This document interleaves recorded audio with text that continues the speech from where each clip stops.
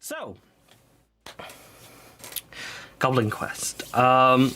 So all you players have been asked to create a sequence of goblins. You all control 5 goblins that you'll rotate round, starting with your first one, and running through them. So, let's introduce your first goblin, shall we?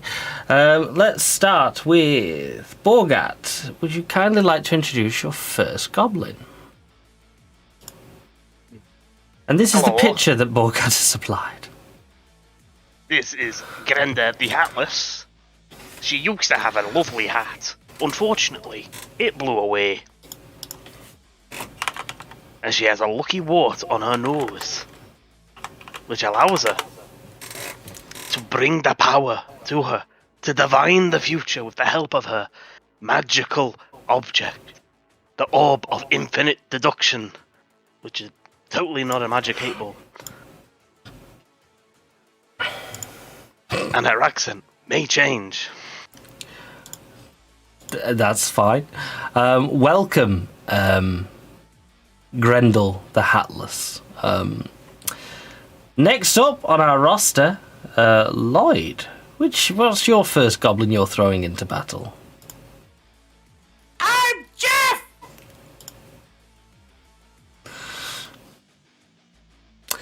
And tell us about yourself, Jeff. Oh, I just had to see if my throat could handle it. I'm one of the tallest. I'm one of the tallest goblins in the village. You know, Josh. He's short. He's a small, pointless goblin, not like me, who is taller than Josh. Oh dear. And Jeff. I am a conservationist. And I want to make friends with all the animals! All of them! And my secret weapon passed out in this journey is this! Destiny! It is not just a ball and a sock.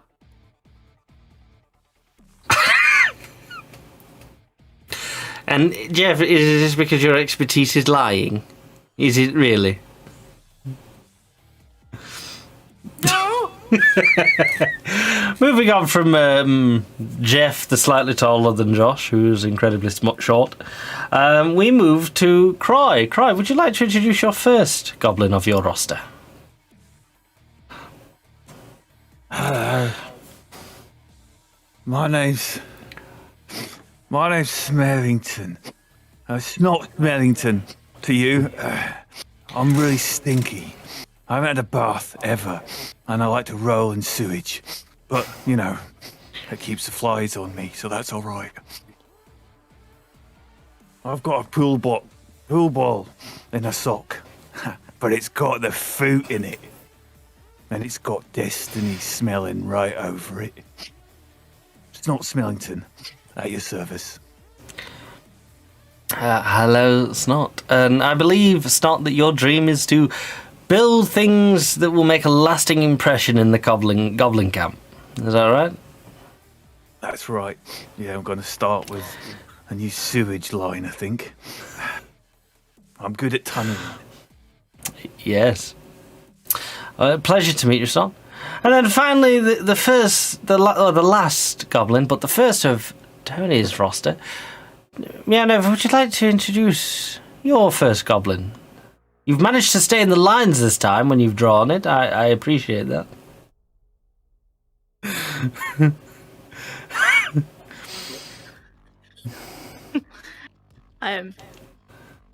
My name has been given to me by everybody else.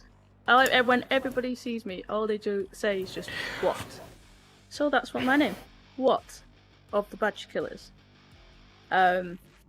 I carry around with me these fine ballpoint nail scissors, which has helped me gain all these new piercings and holes. I have a dream to build things, and these scissors are going to help me get there. It helps me cut things so I can hold them and, stack them and build them. I like to just build anything. Wow. And thank you, what? I'm sure your name is not going to cause any confusion whatsoever. When I say whatsoever, I'm not referring to you, of course. And there we go. That's our first roster. As you can see here, chat, these are all the goblins that our players have kindly drawn by themselves or their family relatives. They have not forced into labour to do such work. And yes, and without further ado, we're going to get straight into this game. So, all of you in the goblin camp, and you're in the morning area. Morning area. Yes, you're in the morning, and you are currently in the pits of the camp at the moment, where everyone usually, all the goblins tend to muster first thing, sort of thing. So you're all at the plug as usual. It's a lovely place. Everyone gathers around the plug. Every morning, every goblin likes to come over to it and try and pull the plug and possibly drain all the air out of the world and end all life as we know it. But that's what the goblins believe will happen when they remove the plug. But there is a lot of conversation about what on earth will actually happen when they do that. And you're all there, and you're talking about the plug, as you normally do, when a strange goblin with a red feather hat approaches all four of you. Good morning, you lot. Right, you four, you're doing absolutely nothing. I've got a job for you. I'm not doing nothing. I'm pulling the plug. No, you're not pulling the plug. You're not pulling the plug. Leave the plug alone. I've got a job for you. The king. Hey, you shut up. The king has decreed a quest, and I have bestowed it on you four. Okay? Early this morning, the most unbelievable thing has happened. You're not going to believe this. You got pregnant. The king had a bath. Congratulations! What? For what? You're having a baby. Am I? Oh no, I'm not ready to be a father. Oh, I've got so much prep to do. Right. Well, Time to go out for hang cigarettes. on. Before I go and sort out this, I don't know who did it. Who am I can't remember. It was a party last night. Right. Anyway, got a quest. No more dilly dally. Right, got a quest last night. Unbeknownst to the king, somebody stuck in, opened the door, and forgot to close it. And now the king's beloved Chew-Barka has gone missing. So you four got to find him. I can smell them out. No problem. Now, I must state this because the last party who I sent on a quest didn't quite understand. I do want Chew-Barka back alive. I don't want to have to replace him again. Okay? Don't bring him back, and don't bring him back in a burrito again, because that was not helpful for the king. Okay? So, No promises. if you understand what your job is, go find Chew-Barka, bring him back to the king before he realises he's missing, which will be this afternoon at 6 o'clock when the king comes out to feed him. If not sooner. Maybe later. The king might have forgotten about him, but either way, we must get Chew-Barka back. Can I ask a question? Yes, of course. What is Chew-Barka? What? What is Chew-Barka? Well, I don't know, really. Now, what is He's- out there? He's the king's... What? The king's thing? You know, you've seen the king. Thing? He has a thing. I don't know what the... Things. No, the thing. With the 4 legs. Legs. Egg? It's like a Is like a pet walk. goblin? No, not a goblin. It's not a goblin. It might be a goblin, but no, it's not a goblin. Wolf. The spider It's a has had wolf. an accident. It's like a wolf. It's not like a spider. No, not a spider. What does Not it as many smell legs like? as a spider. It smells like the king. Honestly, Oh, Can I get to sniff them before we the have to go on goblin. this? the king? No, he's having a bath. Can't sniff the king whilst he's having a bath. It's an invasion of our privacy. His never privacy. understand royalty. Okay, let's do this scientifically. Right, find Chew-Barka. A vegetable. Ooh. It could be an animal.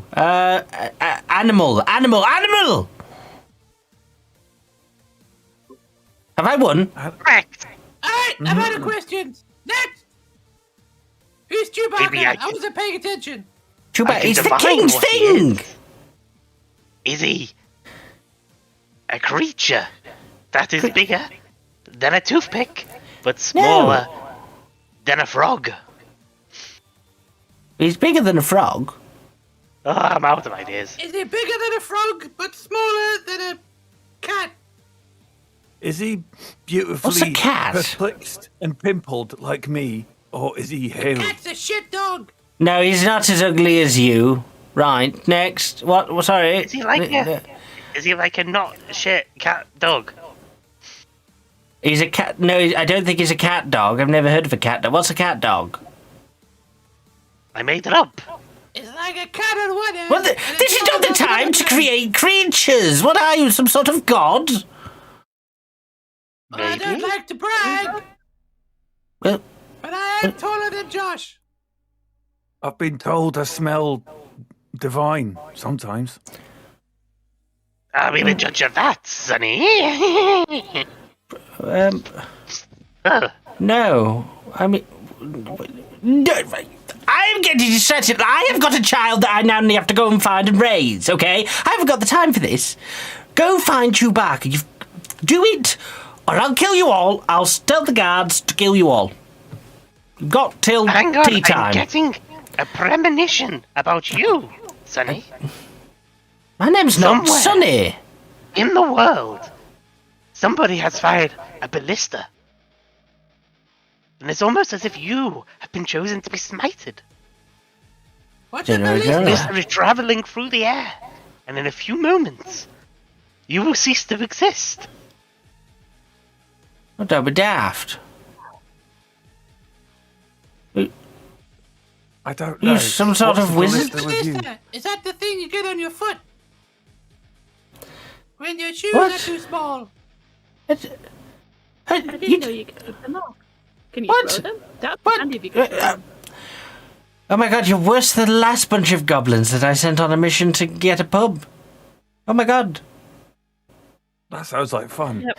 Shall No. we do that one? I've No, got a it, pool ball it here. ended terribly. The humans did not appreciate what they did. Okay, they've now Town was half destroyed. there's now a guard at the gate who will kill us if we leave the camp for the next week. So we can't. No, mean Big we're Steve? not- no, not Big Steve. Jim.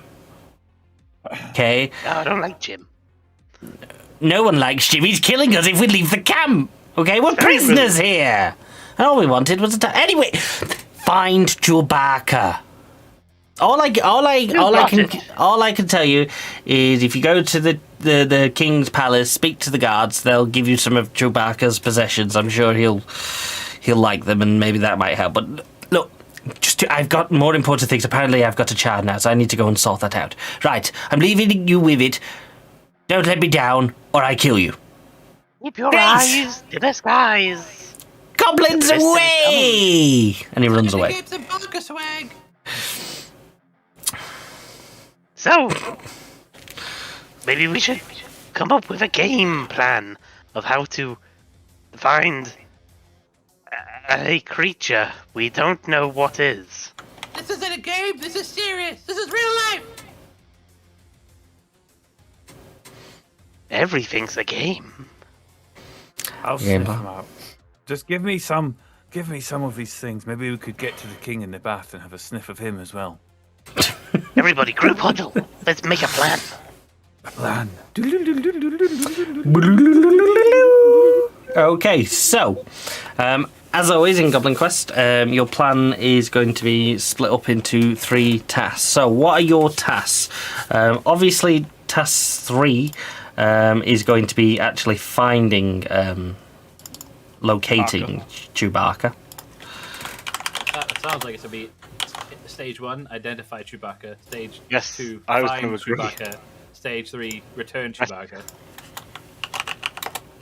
Maybe.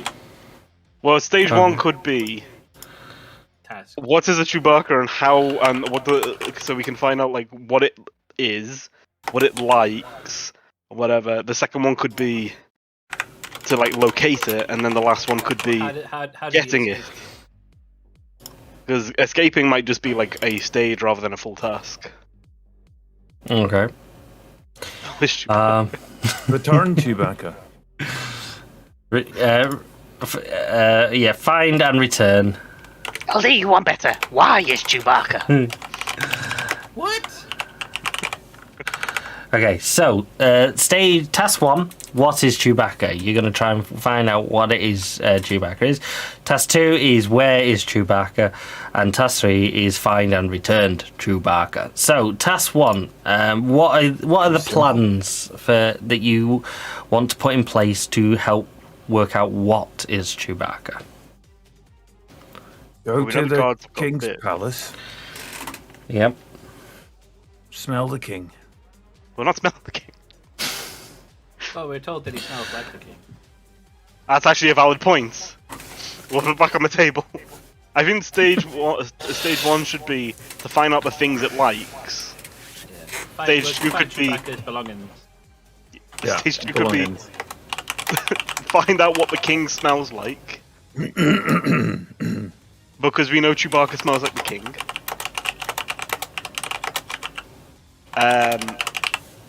Maybe stage 3 could be find out what Chew-Barka looks like. Sounds good. Pictures. You get a Family picture. heirlooms. Sketches. King's, Okay. In the Witness king's next door palace, the king's biggest grand hut, there must be a portrait of the king with his trusty hound Possibly? thing. So, stage 1, find Chew-Barka's belonging. Stage 2, find out what the king smells like. And stage 3, get a description of Chew-Barka. Okay, at that point, you'll then move on to where is Chew-Barka. So, what do you think this will entail? What's your plan for finding him? Which door he went out of? Okay, question the guards. Yeah, ask around to see if anyone saw it leave. Yep. Track it. So Track if we it? find, if we know sort of where it is, it'd be to track it, where it's going. Look And for stage- bits of fur. Yeah. Yeah, we could, And and then then- maybe we could find some bait, so that when we do find it, we can lure it back. Okay, find some sort of bait. Okay, that's reasonable.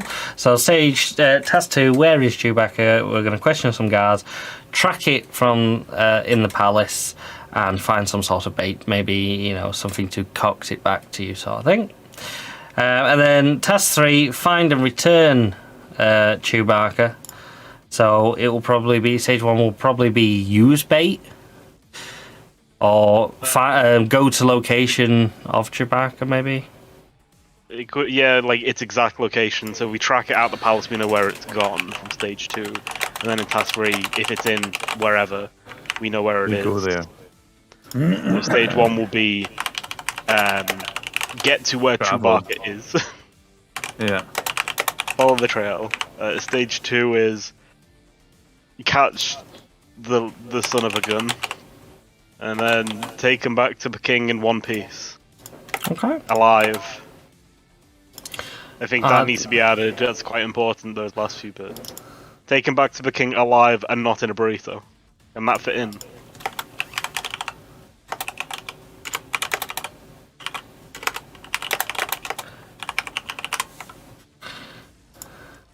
It's in a burr. We ran out of paper. It's in a burr. This is a foolproof Okay. plan. And there you go. foresee is succeeding. So we'll do a quick rundown. I will pop that in the chat so that you guys, not you watching, you actual people playing, so that you can refer back to this. And so that is our story. So task 1, what is Chew-Barka? We're going to find Chew-Barka's belongings, find out what the king smells like, get a description of Chew-Barka. Then we'll move on to where is Chew-Barka, where we will question the guards, track it to wherever it is, or try and find some sort of track, and then get some sort of bait or something that will help you catch it. And then task 3, you're going to follow the trail to wherever it may be. Stage 2, you're going to actually use the bait and try and catch whatever Chew-Barka is. And then stage 3, you're going to take him back to the king alive and not in a burr. Sounds good! Right. And last but not least, the last thing we have to do now is decide the order of proceedings. So, if you would all be so kind as to roll me a D20. Or a D6, there you go, D6. Yes, go on. Should we roll to see in which part of our first bit has the complication? We will, yes. So, Grendel the Hatress. I don't have a hat. Sorry. You've rolled a 6. Oh, this is perfect. Taken care of. So, Borgat, you'll be going first. Lloyd, you'll be going second. Croy will be going third. And Meownova, you will be going last in the proceedings. Yes, so in Goblins, at a random point in the task, something goes wrong. So, chat, this is the first time we're going to get you to roll. First person in chat to do a D6. I believe it's (1d6). Mods? Anybody? I think it's exclamation, isn't it? I can't Exclamation remember. exclamation mark D6. I think all bot commands are exclamation. Not a question mark, Fury. Exclamation 1d6. I think it's just D6. Just try D6. Yeah, I think it's just exclamation D6. There you go, Ange did it. There we go, we now know. We'll remember. Ange has rolled a 2, which means something goes wrong on the very first stage of the task. So, let's see what is going to go wrong already. I hope it's nothing bad. So, is that the right table? No, here we go. Here's the right table. So, something's going to go wrong. So, can somebody else in chat please roll me a d6 so we can work out exactly what is going to go wrong here? First person in chat I see, and then I need a 2. So, 2 people in chat, if you give me a d6, I'll take the first one for the first section, please. Chat, wake up! Thank you. We got a 5. Which is with friends like these category. And Ange has come in again with a d6 rolling a 1. Oh dear. So you're all stood here. And you've all come up with a plan.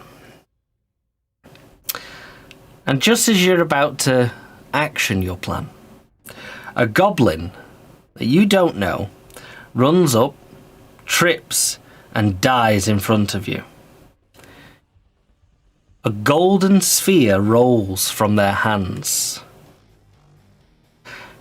As you look up, you can see a violent crowd of goblins coming up behind you, from the direction he ran. Was he hit by a bolt from a ballista? In the back of this goblin is a spear that looks like it's just been thrown from the horde that is now running right at you. No, Zenon! I want the ball. It'll go in my sock. I think we need Bogart, to run you're first. very quickly.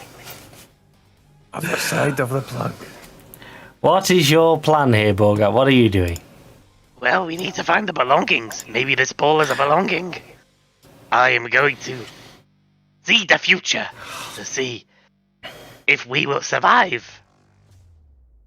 So I'm going Okay. to take my magic orb of infinite deduction and ask it the question: will we survive?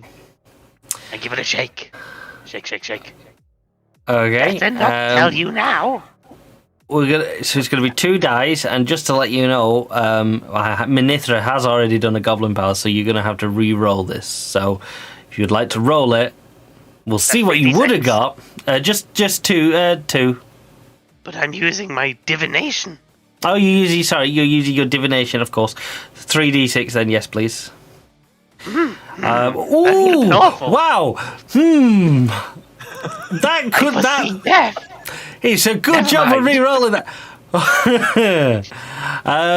Yes, so there's your re-roll.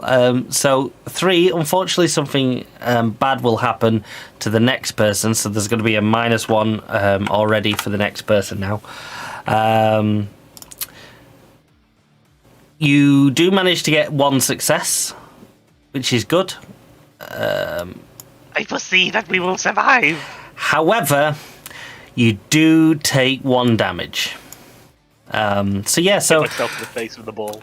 as you're stood here, and you're looking into the ball, and you're looking into it for the premonition. You see a glimpse of what you think is some sort of creature, and you can almost see it. It looks like the king. They're talking with each other, sort of thing. And it looks like it was last night. It was late at night. It was raining. It looks like last night's conditions. And as you're looking into this ball, a spear comes flying towards you and lands right into your shoulder. From this crowd that are gathering and getting to you. Didn't see that one coming. Jeff. I have a cunning plan. What is your cunning plan, Jeff? I'm going to run up to where the goblin fell over. I'm going to take this ball out of my sack to swap it with the golden one. And then I'm going to throw the ball away. And be like, hey guys, look, the ball's going off on its own. Okay. I'm being entirely honest. So you're lying. And I think your throw is going to be hindered by the fact that you're quite short. So I think the short people can't throw as far, especially goblins. That's racist. No, it's not. Right. Let's get 3d6 from you to see how well this is going to go.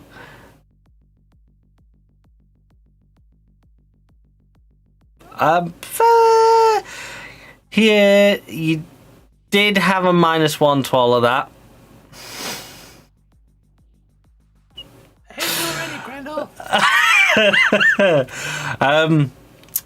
Which unfortunately, no one cares.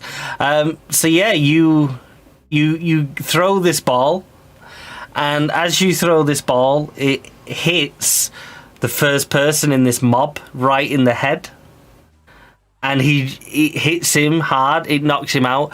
The other goblins see it, and they jump onto you.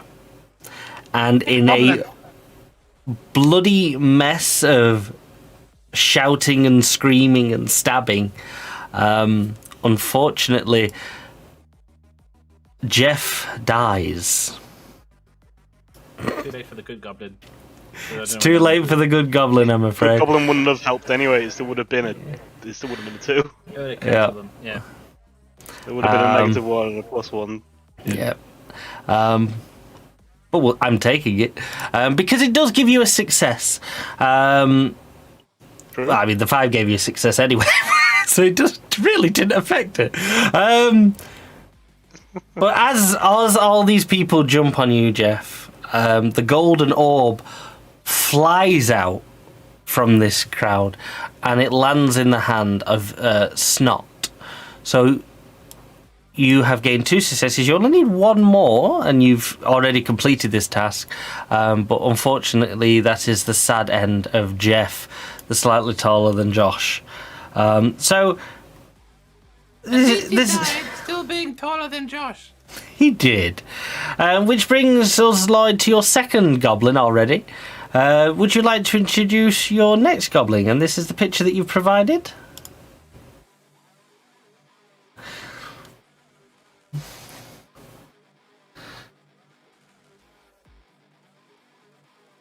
I am Swish. Hello, Swish. I have never been the same color or same spectrum of colors any moment in my life. I am the embodiment of chaos.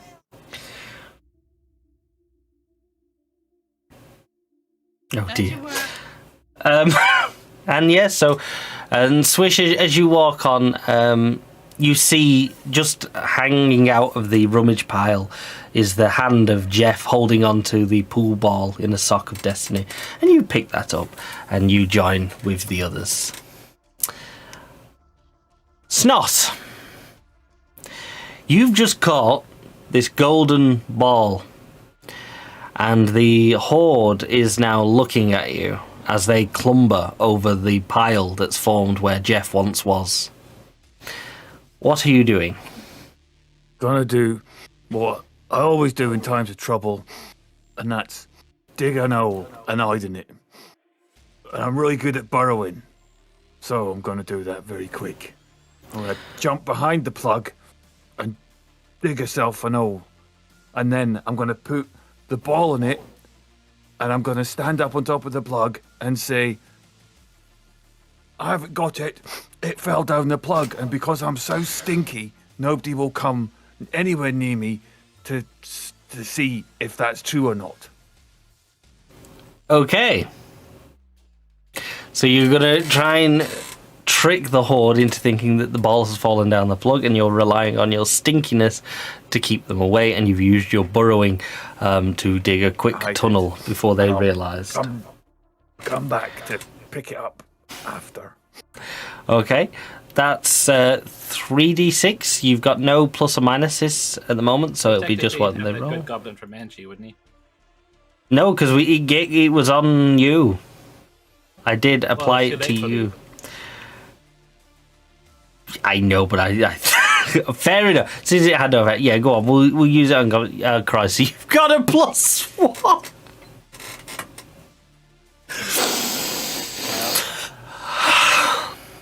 You lived long enough, just long enough to mess over. Oh, it turns out we didn't need Chat's help to wipe out the goblins tonight. Snot, as you're stood there, and you shout out this array, the horde climbs up onto the plug, and they run through you. And you are torn to pieces, and you are ripped apart from the blades and the swords that are there. And worst things is they realised as soon as they got through with you, they saw the little mound of dirt that you'd put over it. It wasn't very well hidden, Snot. And they've already began grabbing this ball, and they're holding it. And you all hear one of the goblins shout out very loudly at the front, I've got Chew-Barka's ball!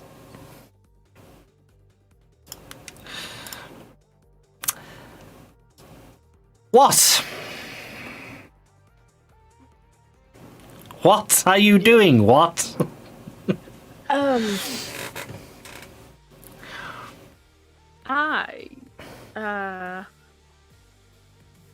I'll be trying to distract them.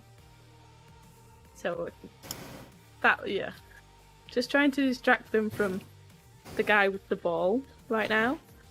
Mm-hmm. So, I'll be making loud noises. My piercings jingle when I jingle.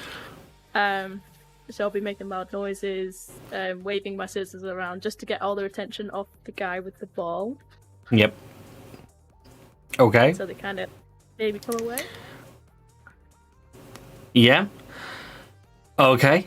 So you're using. You're a goblin. You're using your expertise to make loud noises and draw their attention, and you're relying on your strange piercings to help make some extra jingle jangle noise. And I'm waving the scissors around. You're waving the scissors around. That's really dangerous. I wouldn't have recommended it with the way we're going already as a party, but that's fine. If you want to wave scissors around, I'm sure it will have no repercussions here. So that's 4d6, and they're all a -1. Okay.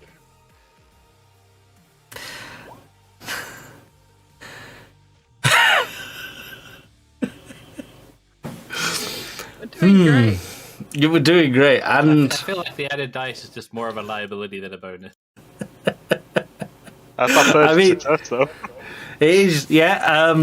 So -1 to all of that. And you're slow with these good goblins. That goes on the next person now, I'm afraid. So Tony, Watt is stood there. He's making a distraction, and it does work. You distract them so well. This horde drop the ball on the floor, and they see you all shiny and glittering. Shiny goblin! And the horde run at you. They grab you, pick you up, and they run off into the distance. And as you're being picked up by them, they start to fight over you, and they're ripping all the piercings off you for all the shinies. And it's a slow and painful death as they rip every single piercing off, eventually pulling one of the piercings that you pierced onto one of your jugular, one of your important veins, and you die. You die in the distance, being ripped apart by this horde. But for the rest of you, the orb's been dropped. That's your third success. You happily pick up the ball that you now believe to be the trinket related to Chew-Barka. Yeah, that's fairly good actually. Unfortunately, though, the ball is slightly blood covered. It may not be recognised by the doggo. And you're a bit feeling down by Chew-Barka.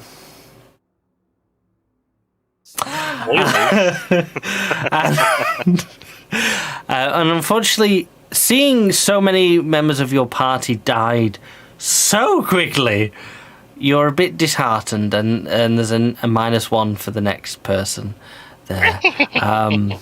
But you've completed the first task, so we now move on to the second stage of task 1. Find out what the king smells like. And with this, we're back to Grendel the Hatless, the only goblin that made it through that round, who didn't die. Who Grendel. are my replacement goblins in the team? Who else is with me? So you're now... so apologies, yes. Did I replace yours? I didn't, right. So apologies. Cry, would you like to introduce your replacement goblin who picks up the pool ball with a sock that's still got a foot in it of destiny? This is the goblin that you've submitted for your second goblin. Very fitting for the party so far. My name is Fizz, Beekeeper.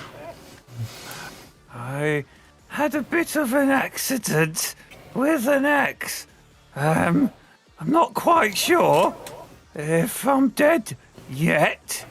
I sometimes see ghosts.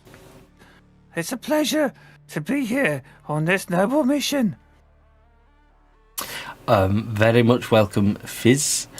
And Meownova Welcome to the team, Inspector. replacing what? This is the drawing you've sent in for your second goblin. Would you like to introduce him, or her, or them?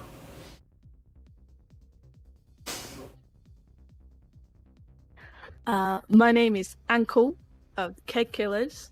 I have this hat. It's sturdy. It clunks. It keeps my head warm. But they have it because I'm a builder, and it stops things falling on my head. It doesn't stop things falling on my toes, but it doesn't hurt the head. So I feel like Fizz is going to be really jealous of that hat right now. That's the hat that could have saved his life. So. So yes, so we now move on to the stage of trying to smell the king. Grendel.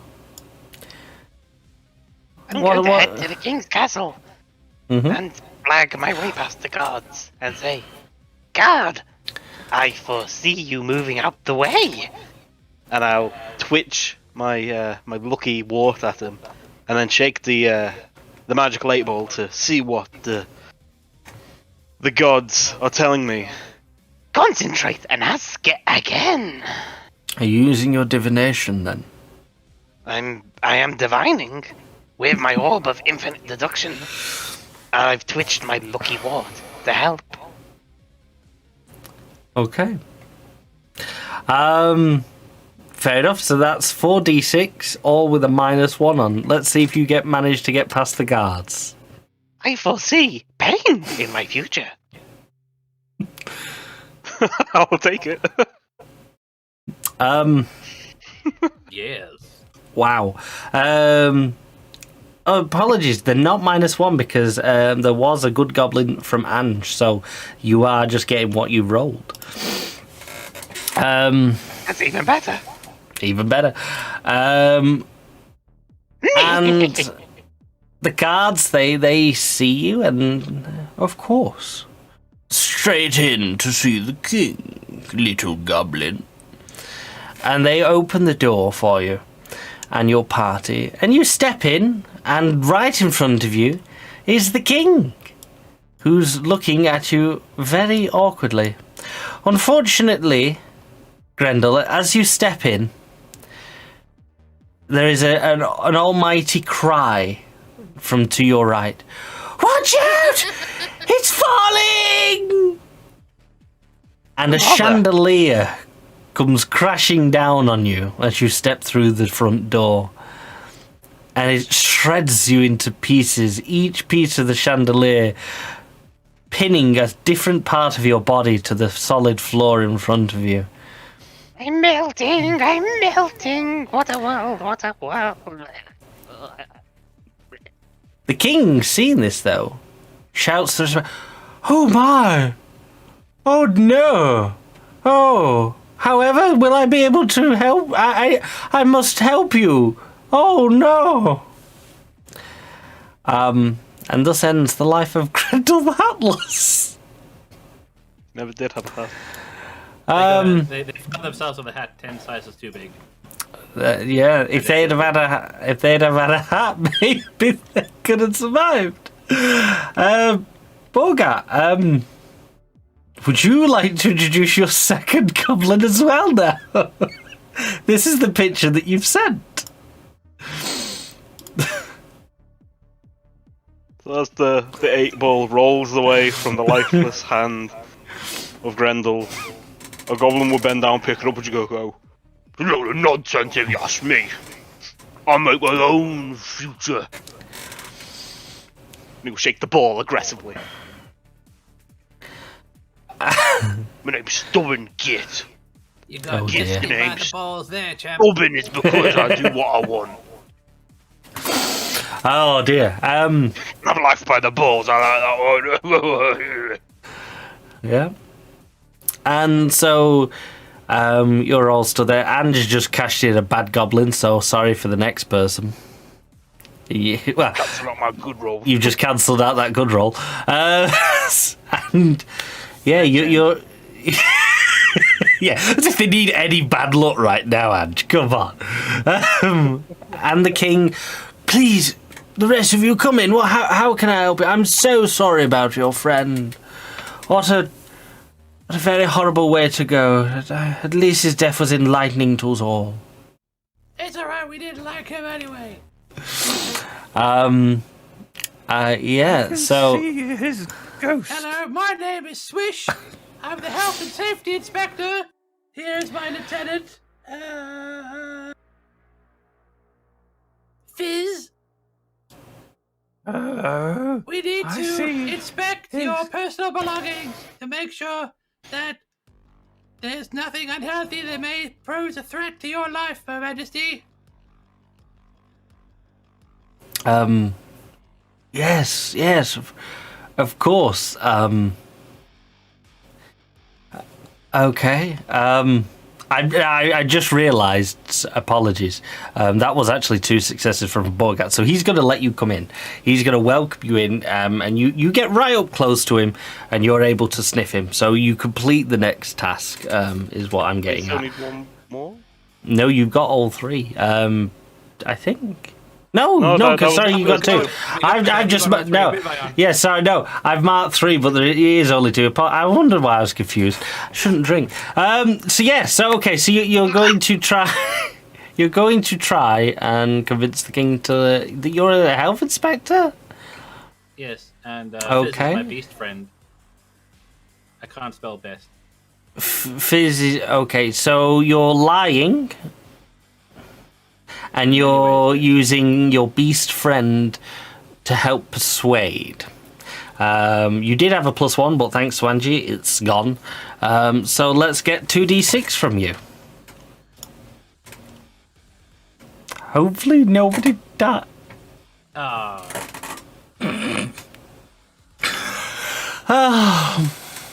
And Slightly injured.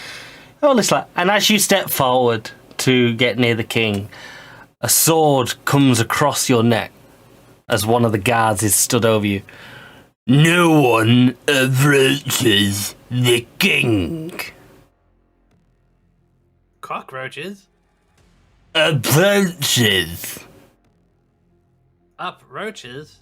Approaches. Roaches what? Roaches? The king. Nobody goes near the king. The What's a ging. ging? The king is highness. The king a ginga. The king is not a ginga, no. You bastards. See, these elocution lessons, they did wonders for you, good sir. Now put the sword down, it's not good health and safety. You will talk to the king from where you are. And so yeah, you take a point of damage from the sword that's now brandished across your neck. And unfortunately, the guards are now very cautious of you, so that's going to be a bit of a disadvantage. To Fizz! Fizz, you're stood here. Things aren't going quite as you planned already. My king, I can see that there are many spirits around here, all of them looking to speak with you. All that they need is for you to communicate with them, which I can do. I have to be very close to you, and I can talk to them. My lord, I can speak with them and tell them to leave you in peace. I just need to be next to you when it happens. I mean you no harm. I am armless. Well, I've lost a hand. My axe is in my head. And I'm not going to be able to get that out quickly, so I am no threat to you. And I look up to the guard.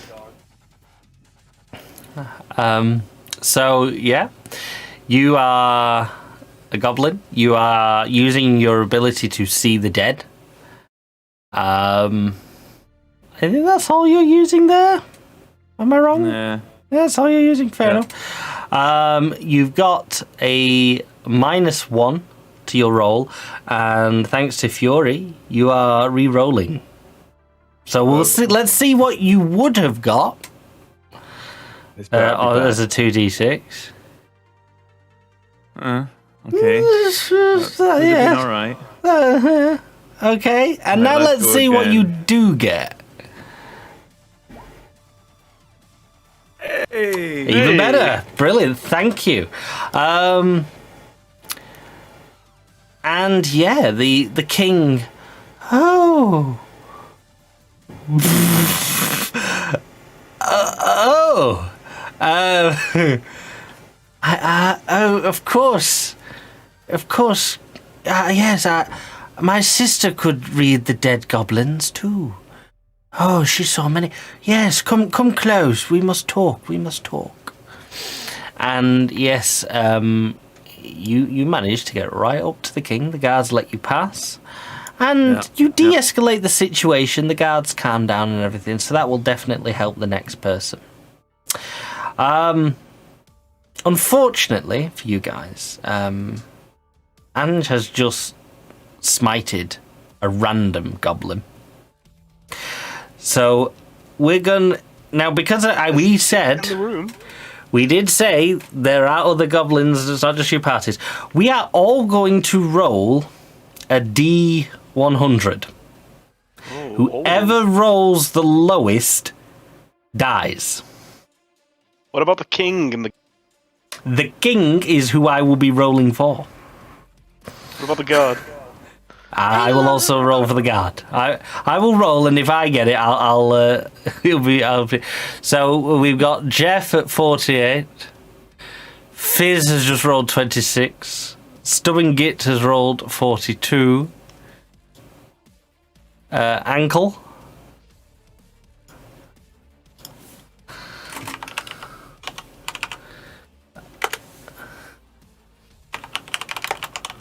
Oof. Ankle rolls a 10, and I don't think I'll be able to beat that. And And the guard, don't forget the guard. okay, that was the king. Okay, I'll give you one more roll for the guard.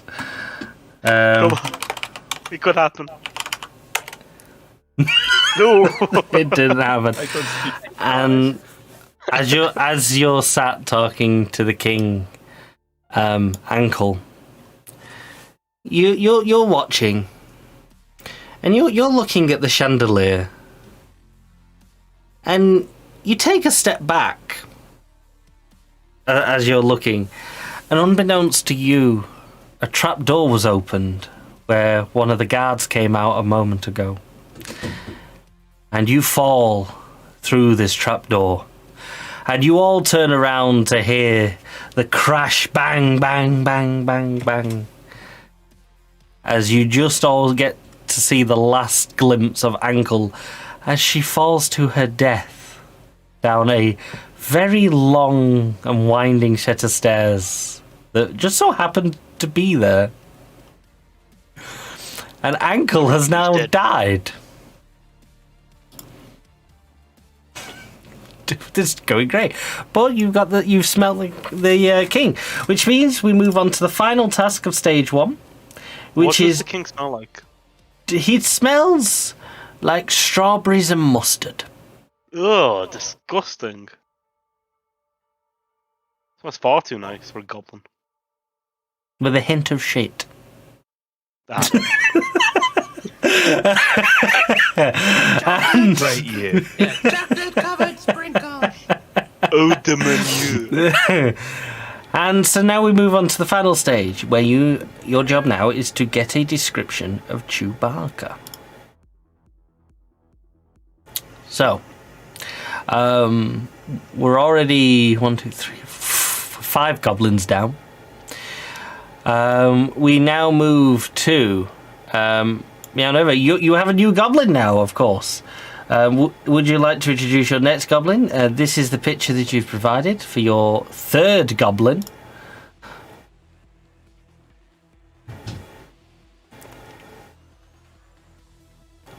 Care to introduce? I'm lick it with the face. The other goblins don't like. They're kind of mean to me. I'm a bit on the skinny side, so I have to wear these rope to keep the trousers up.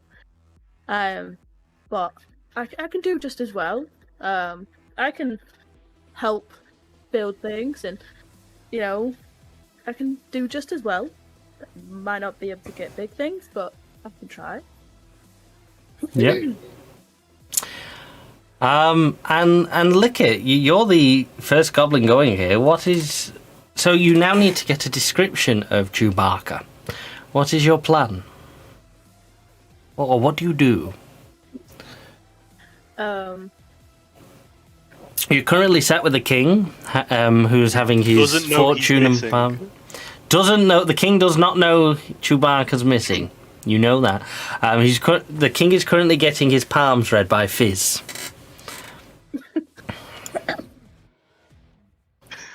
Who is smelling his palms more than anything.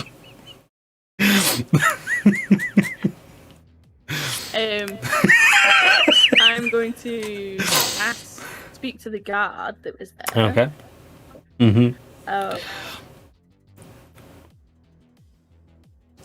Yeah, I'm going to speak to him and just ask him about. So, we've heard about something called Chew-Barka. Yep. And we wondered, what it is. We heard these stories all over camp. We want to know what it is. Mm-hmm. I don't really know what they're going to do to do that. Not necessarily. You've got a +1 for the previous roll. You're being quiet. You're not using any of your abilities. Nothing there's advantage. So it's just going to be a single D6 here, but with a +1.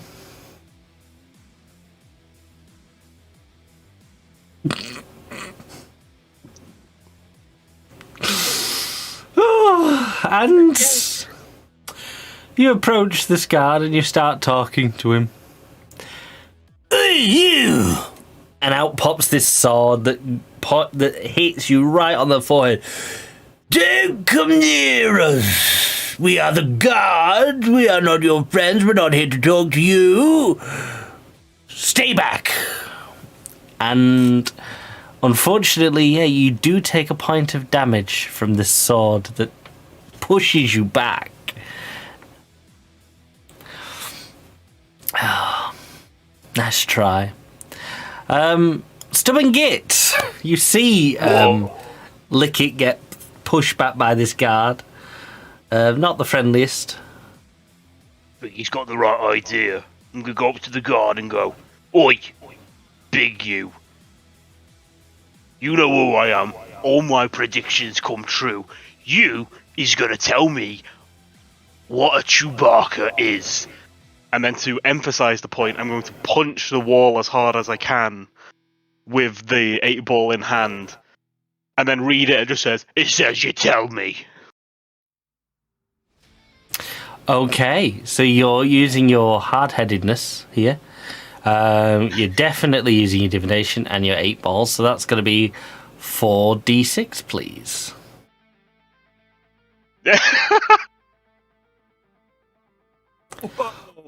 Wow. Greatest diviner of the group. And Wow, yeah, I didn't have to screenshot that. That's and the guard collapses to his knees. I'm so sorry. I didn't realize who you were. Please don't read my future. Here. This is who. This is true. I'm so sorry. This is Chew-Barka. And he hands you a picture of a ball of fluff with legs and a dog's head sticking out of it. It's very scruffy. It's hard, really. It doesn't resemble the shape of any animal that you know. This looks like a mistake. Oh, please.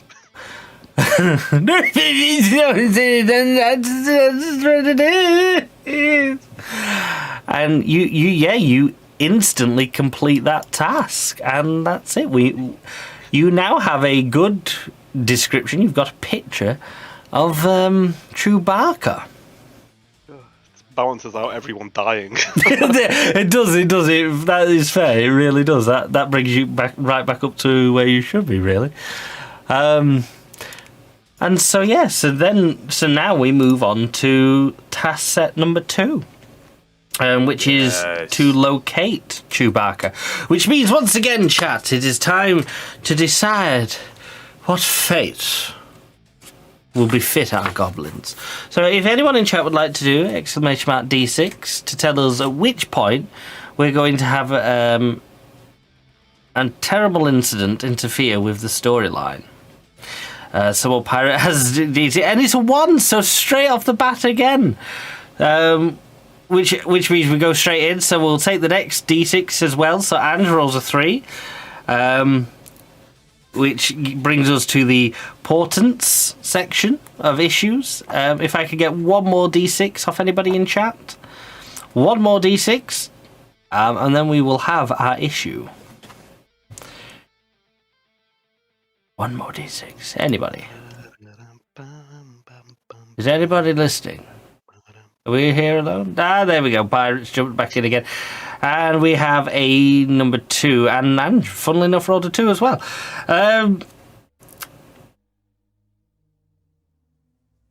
Okay.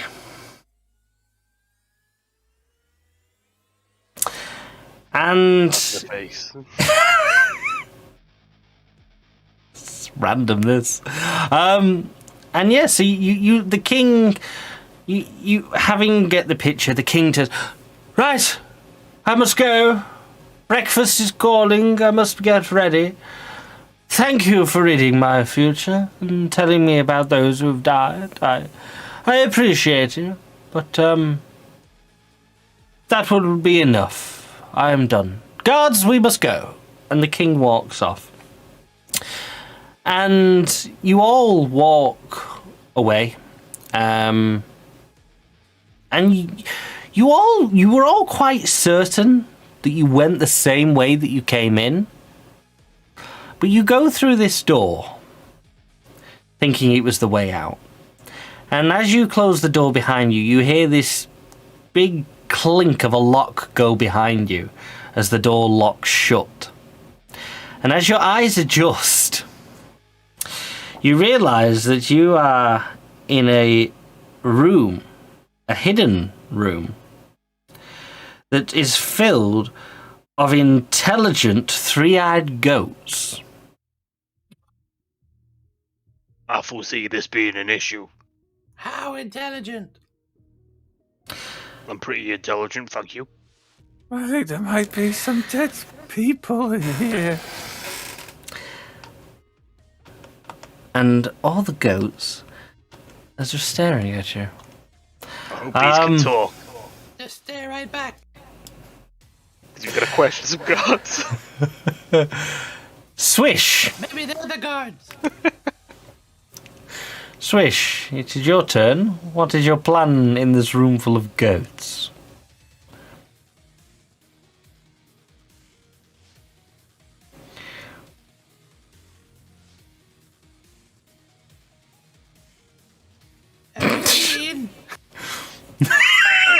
Chew-Barka. Goats. Okay, I'm just asking the goats. They seem intelligent. They do. They're all staring at you very strangely. Stare back at them, and I'll threaten them with my ball and sock. You're threatening the intelligent joke. They might be smart goats, but I can still beat the shit out of them. Okay. And okay, so you are a goblin, and you're using your poo ball in a sock of destiny as a weapon to scare the goats, and you're asking them if they know where. Yeah, this is more of Chew-Barka an is. interrogation. Yeah. Would you like to roll me 2d6 and see how this goes?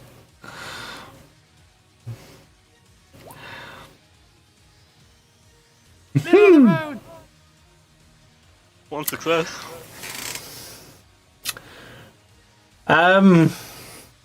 It's sad because it's a success and a mark as well. Okay. And as you're stood there, wielding this sock above your head, all of you, you're not quite sure which goat it came from. But an arrow comes flying from one of the goats and hits Swish right in the forehead. And he collapses to the floor, dead. It's only victories, the other one. But as he collapses, you hear from the herd, all in unison, as they all say this. You do not need threaten us. We know where the doggo is. I'm just making up words now. So you do get one success. Unfortunately, Swish dies. Lloyd. Someone's been revived. We I have just got to remember redeem. the Otherwise, name they're deaf. of the goblin. And if you don't know the name of the goblin, it's going to be a random goblin that comes back to life here. Swish. Swish. And okay. And Swish, you all watch Swish collapse to the floor dead. And all of a sudden, one of the goats walks up and just kicks him. And he lights up in this luminous glow. And he starts breathing, and he has now got an arrow stuck in his head. But Swish, you're back alive. Now I'm angry! And I've got a taste for whatever they call the meat that comes out of goats. It's called goat. I think it's just goat. Goaten, yeah. Yes, so Swish, you're back alive. Fizz. You're amazed at these goats who are all talking unisons, have clearly somewhere amongst them got a crossbow bolt and a crossbow, and they've just resurrected your goblin friend. Saw Fizz disappearing off to the afterlife. You are And Fizz. then I saw The experience. I was there with him as he was flying up into the afterlife. And he appeared back into his body as if a mysterious goat hoof was able to pull him back into his body, this power. I think it might be able to help me. And it might be able to help the goats. I will go to the goat who spoke and who resurrected Swish. And I will say, "Oh, great goat, with the power to bring those who are dead back to life. Would you please tell me where Chew-Barka is?" Okay. So Fizz, the goblin, is using his abilities to see the dead people. Yeah, let's get 2d6 off you to see if this works.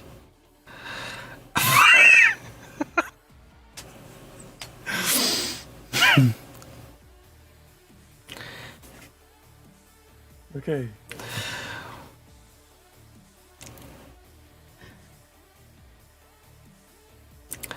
One and a 5. And Yeah, as you step forward to this goat that's at the front, and as you ask this, you reach out with your hand, and the goat bites your hand as you try to touch it, causing you some small amount of damage, but taking ultimately half of your life. And as you jump back, you treat us like goat. We tell you where he is. Oh, he left the castle, he did. I don't know why I went Scottish with the goat. But this one is. I don't know. Is it? I go all around. I travel. I'm a traveling goat. I tell you where the doggo is. Just ask nicely, as we are not just goat.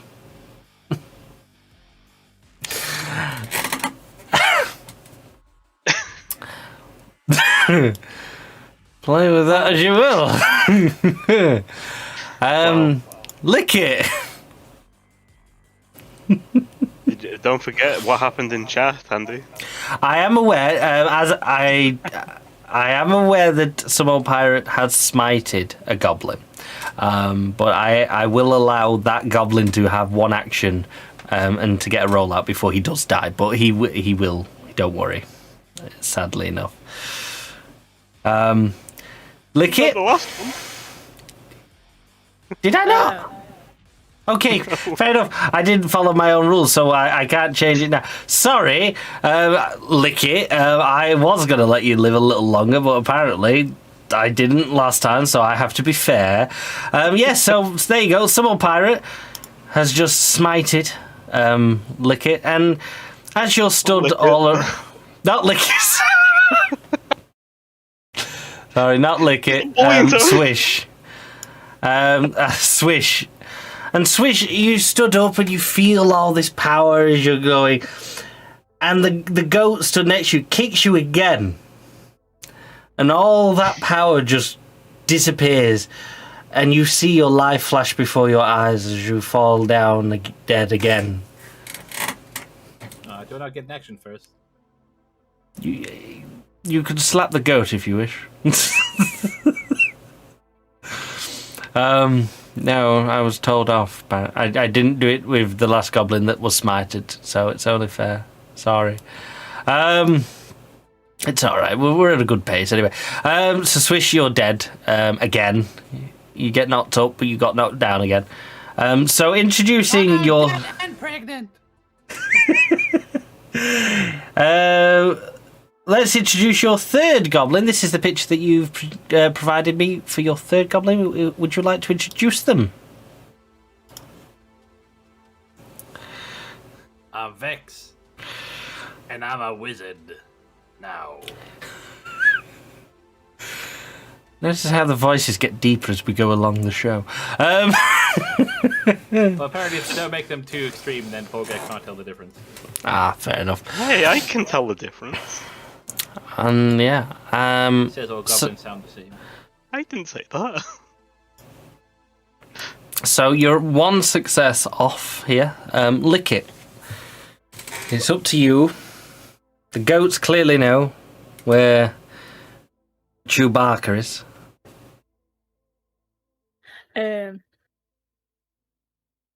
So Lickit is gonna go to in front of the goats, get the scissors out and kind of like bow and lay them out kind of thing, and just like tell us almighty not goats where Chew-Barka is, please. I don't know, it's like bowing down with the scissors out, kind of. You're gonna share them? So, like laying them out in front, like, I mean, in your palm, not just sticking them out, just like. Okay, yeah, as like almost like an offering. Yeah, okay. So Lick it, the goblin is using his scissors to try and be nice and be encourage the goats. You're acting as if they're some sort of deity now. Let's see how that goes down. Let's have a 2d6 from you.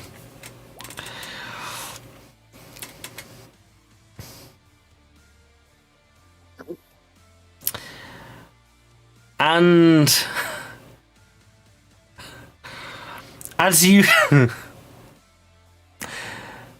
go and you lower yourself down, you pull your scissors out.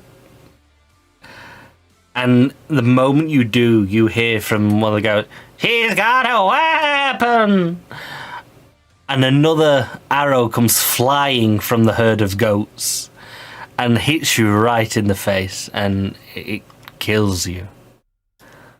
As you die, falling onto the ground, and you fall onto the scissors as well that you were holding, because that was, so they also stab into you, just to make sure you're dead.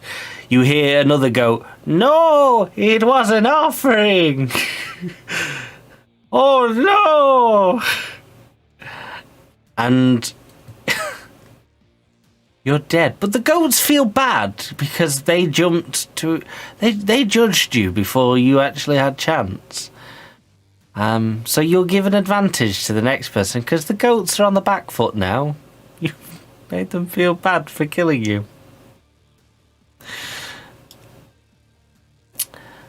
Stubborn. What? Right, these goats, I've had enough with these. They keep attacking us, telling us we're doing it wrong. I'm going to get down on all fours. And look at the biggest one and say, "Oi, you're going to tell me I can see things in the future, I can. And you are going to tell me where the thing went, the little rat. I'm going to make sure you remember." And then I'm going to charge headfirst into it and headbutt it like a goat. Right, okay. God, this With my is... hard head. Yeah, so you're a goblin, Stubborn Gate, using your hard-headedness. My divination, you could tell me. Threatened your divination. I think that's it. And I'm going to say that this is part of your dream of becoming a well-known fortune teller, because you're putting your name about and you're empowering yourself with that dream itself. So it's going to be 4d6 here. They all do get a +1 though, thanks to Lick It. Goblin power was redeemed before that roll. Oh, Damn it. oh, Kapow again. oh. This is the best goblin. What's going on? Yeah. They all have a +1 on as well, so that's a 3, a 4, so they cancel each other out. And 2 7s, which basically are extra successes there. So yeah, you... Double successes. He's really going to remember where he went. Just before you hit the goat as you charge... Wait, we will tell you. No need to harm, no fighting. And you stop just before you hit this goat. They huff and paw at the ground. The doggo headed east of the castle. He left this morning about 2 hours ago. He does not travel fast. He won't be far. And one of the goats stands up and moves. That is the tracks he leaves. And you see under this goat, there are some very strange 5-toed paw prints on the floor. Right, good. Glad we got that understood. Leave here, you are no longer welcome. And one of the goats clicks its little hoof against the pole, and the door behind you hear this unlocking, and the door swings open. And you will now move on to your stage 2, which is tracking it from the palace. Just before we move on to that, and we're going to take a break. But just before we do, Meow Nova, would you like to introduce your fourth goblin? Because we did skip that, apologies. So this is the picture that you submitted for your fourth goblin. Would you care to introduce them? This... Where is it? This is Swish of the Badger Killers. As you can see, I have a large nose, but I don't let it get in my way. I can look around it most of the time.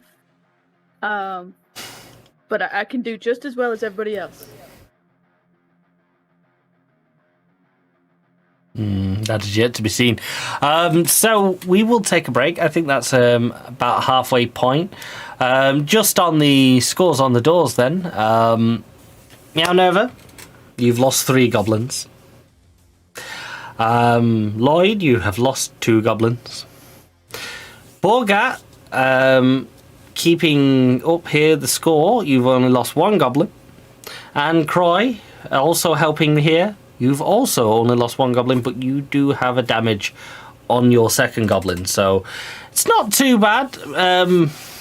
Someone's definitely getting close to becoming a very unuseful and unhelpful creature. I think it's all to play for here. So we're going to take a quick 10-minute break, chat. Go get yourselves a drink, refreshment.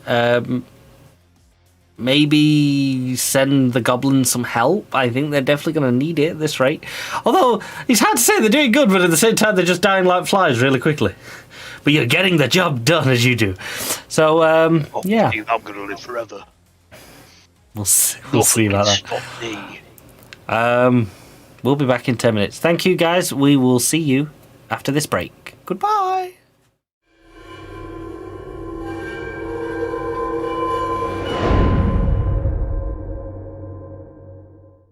So, for the break, you managed to complete your stage 1 task.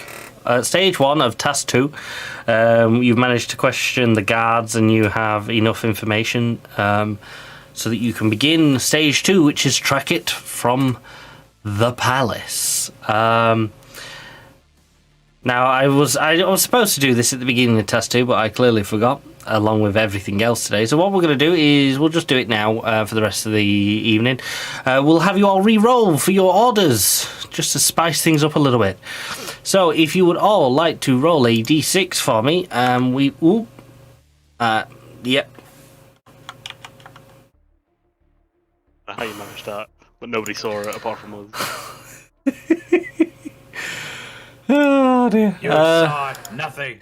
You saw nothing, chat. I just did it again. I'm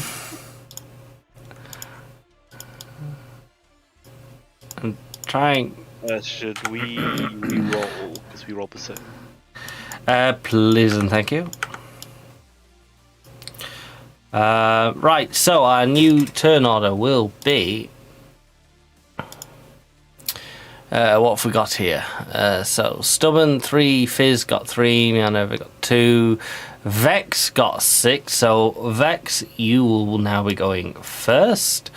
Then it will be followed by Fizz, followed by Stubborn Git, and then finishing us off in the rear will be Mianova.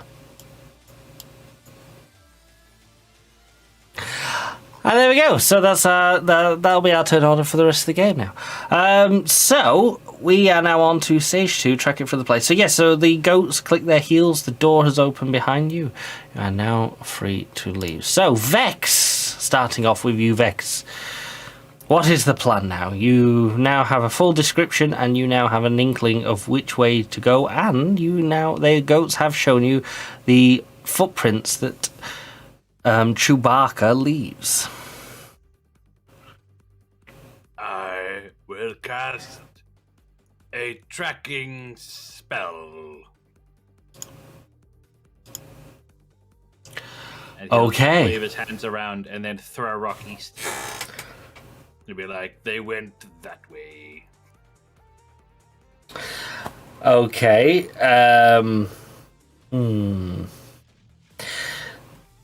Okay, so you're a goblin. You're lying, I think. And you've thrown a rock.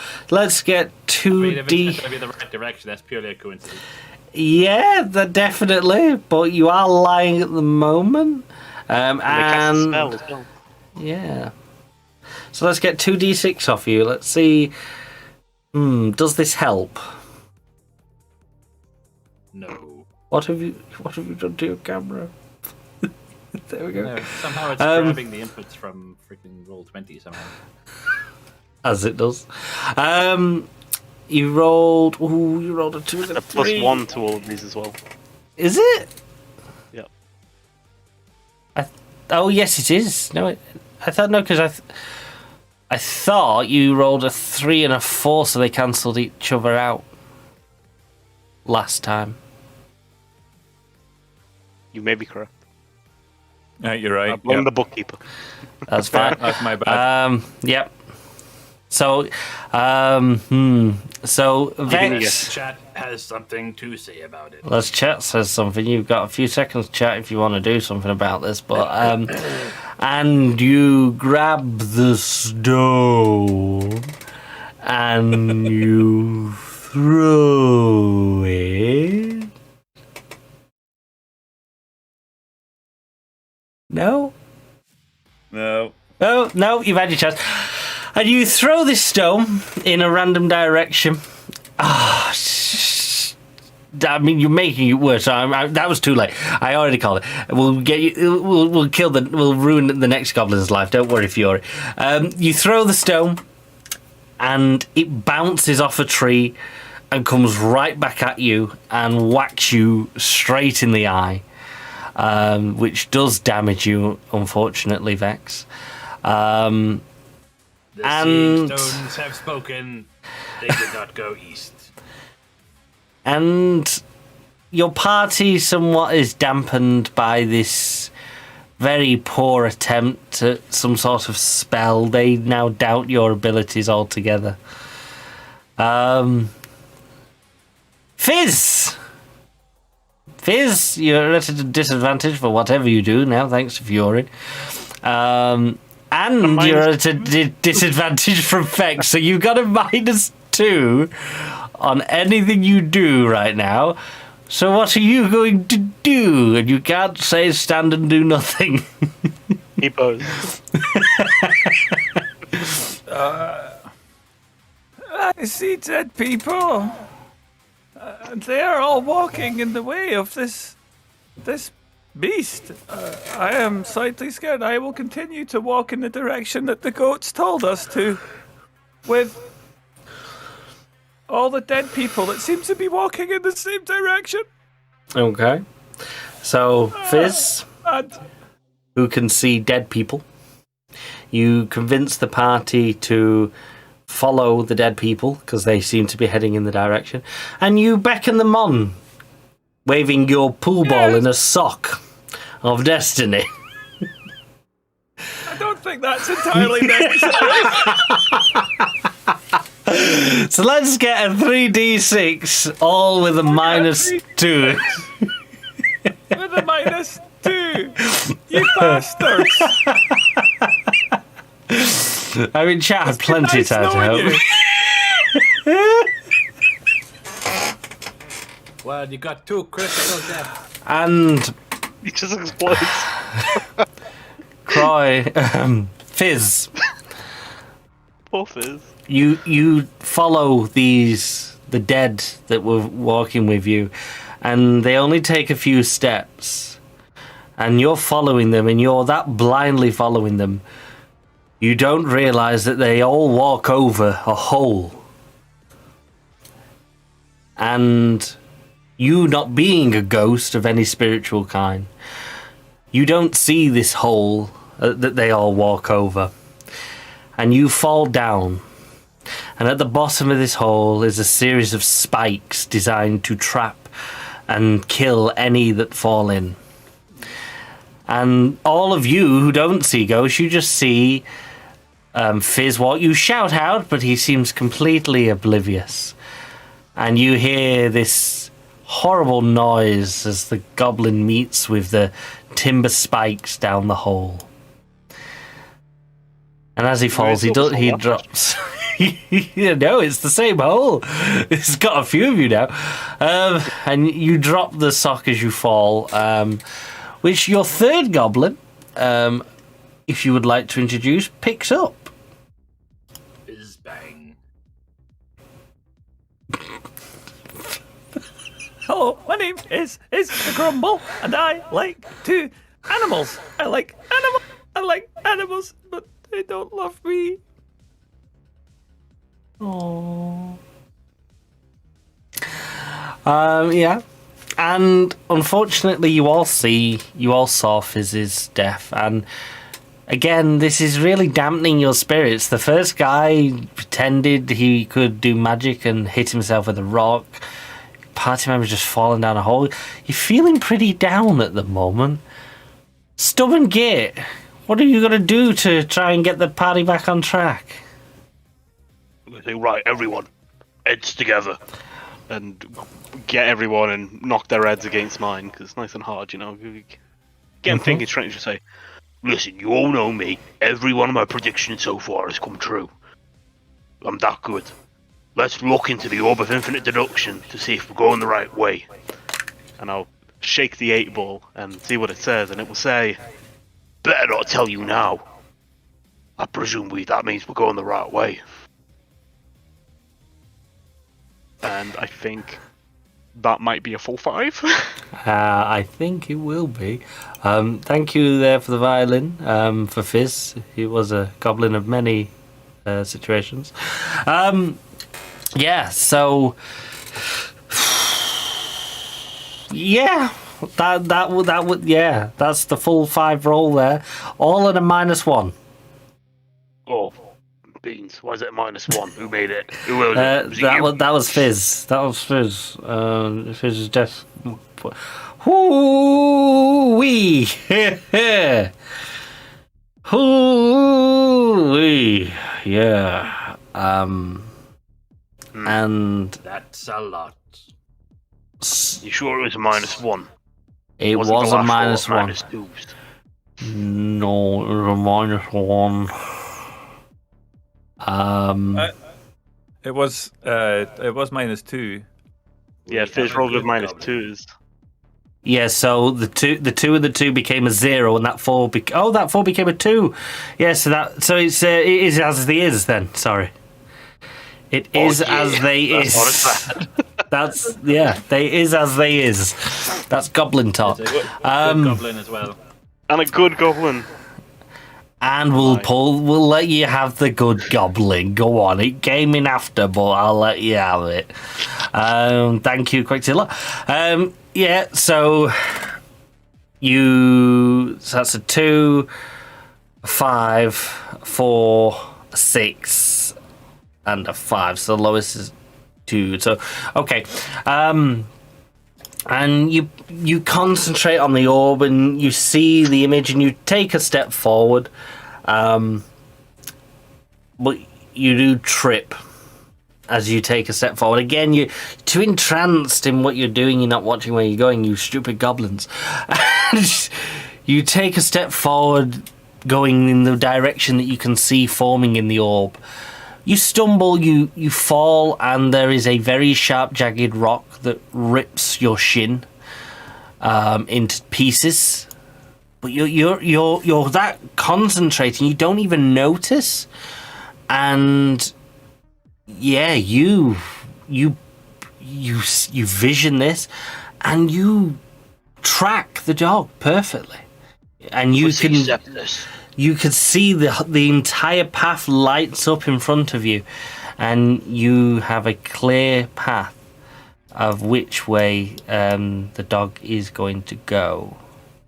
I will remind you do need one more success, because I should have reminded you, in task 2 you need 4 successes to complete, so you are still one shot, but you have a very good idea now, so you do start heading along the path. heading towards this way.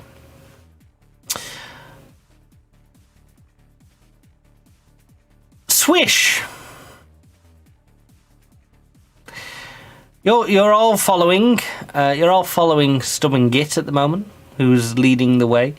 He gets to a bit where he kind of gets stuck, and you stop for a while at this area, and he's really concentrating on the orb. Nothing seems to be happening. You've travelled quite a distance. There's a few buildings on the horizon in every direction you look. What is Swish's idea? What does Swish do here to help track Die hard. Chew-Barka? Or die? What does it do? One like Swish is going to try and pick up a scent. Yeah, got a big nose. I'm going to try. So all you can hear is just sniffing the air, wandering around in circles. He'll use the scissors to like flick stuff and chuck up the dirt so he can sniff and try and figure something out. Yep. So yeah, you're Swish the badger. You're using your big nose to try and sniff out. It's really loud when you sniff up, and you're drawing a lot of attention to yourself. And you're using the scissors. Just waving those scissors in the air. I've told you should really not just wave scissors in the air. It's very dangerous. You do have a +1 to all of this, so please can you roll me 4 d6s with a +1. Woo! Nice. And yeah, you walk around. You're waving the scissors in the air, and in doing so, as every teacher tells the students, you accidentally cut yourself in doing so, and you do cause some damage to yourself in doing this. And blood splats everywhere as you do, and everyone sees this, and it panics them. However, as you do this, through the blood splatters that go everywhere, you pick up a scent of strawberries and shit. And mustard. And mustard, that was the other one I said. Strawberries, mustard, and shit. And what you pinpoint one of the buildings on the horizon, and Swish, you go, he's there, he's over there. And your party begins heading over there. So, that is the last success you needed for the second stage, which now brings us to our third stage. Find some sort of bait. And you arrive at the building.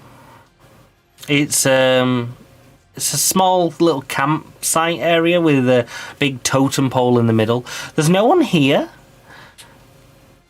Swish, the smell is all around you. You know the Chew-Barka can't be too far. You all can smell the same kingly smell as well. He's definitely close by. So you now decide that this is the time that you find a way to coax him to you. So, Vex, what do you plan here? What is your idea?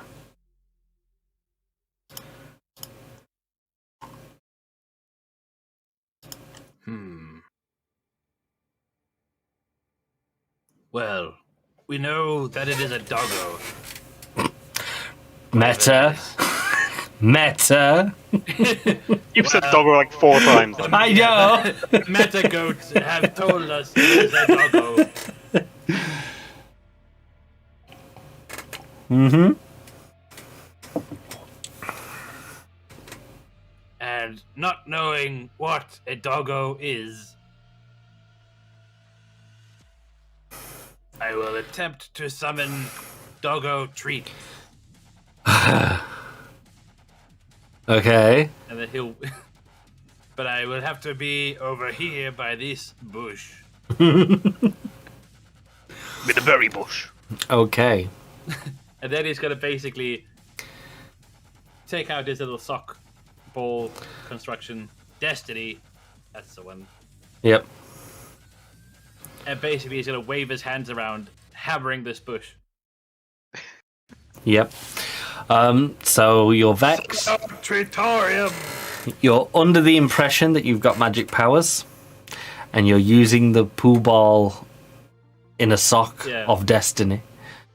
You Like it grows on bushes. have a -1 to all these rolls. So let's get 3d6 with a -1 from you.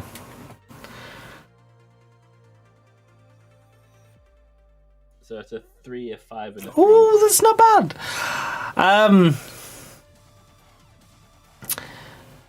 And Unless you wave your hands shouting what you do, and in front of you appears these treats, but it's a joint of meat that appears in front of you, freshly cooked and steaming. And all of a sudden, from all around the camp, you hear this scurrying, and a swarm of rats starts appearing everywhere, and rats are coming out, and these rats are half the size of you. They're quite big rats. they might just be cats. It's hard to tell the difference. And this is going to be a -2 advantage to the rest of the party on the next roll. But you have succeeded one mark by getting this meat that you did magically summon. So, Grumble. Grumble. You see all these rats start appearing from round the corners of tents, and a few holes burrow up and the heads start popping out, and you can see Vex has this joint of meat in his hands all of a sudden. What do you do? Oh, goody! I really like rats. They're nice animals, and I'm going to make friends with them, and I'm going to go up to them, and I'm going to ask them really nicely, where's the doggo? And then they're going to lead me to it. Or something like that. So you are Grumble. You have a love of animals, and you're definitely going to be digging yourself a hole in this one. Referee. Referee says it's valid.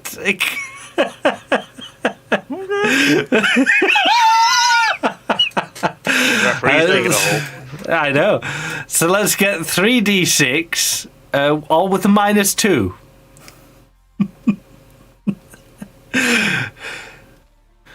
Some of you have more goblins than the others. I'm trying to even the playing field. That's true. What's that? -2, 3, a 1, and a 4 adjusted. Yeah, a 3. No, -2. So that's a 3, a 0. Oh yeah, And a 4. Yeah, okay. A 3, That's a 0, and a 4. Which, unfortunately for you, Grumble, Unfortunately, he loves animals. you walk up to this rat that's there, and just as you reach out, trying, oh, come here, 5 rats jump onto you, and they start ripping you with their mouths and teeth, cutting you like butter. It's a rat trap. You all hear Corn. the cry as Gurgumble pets this rat as he's slowly eaten, and not slowly, rapidly eaten by these 5 giant rats. I think it probably would be worse if they took their time. They're hungry. He died over 1,000 days getting slowly eaten by rats. Yeah. Stubborn Git. Me. You see this?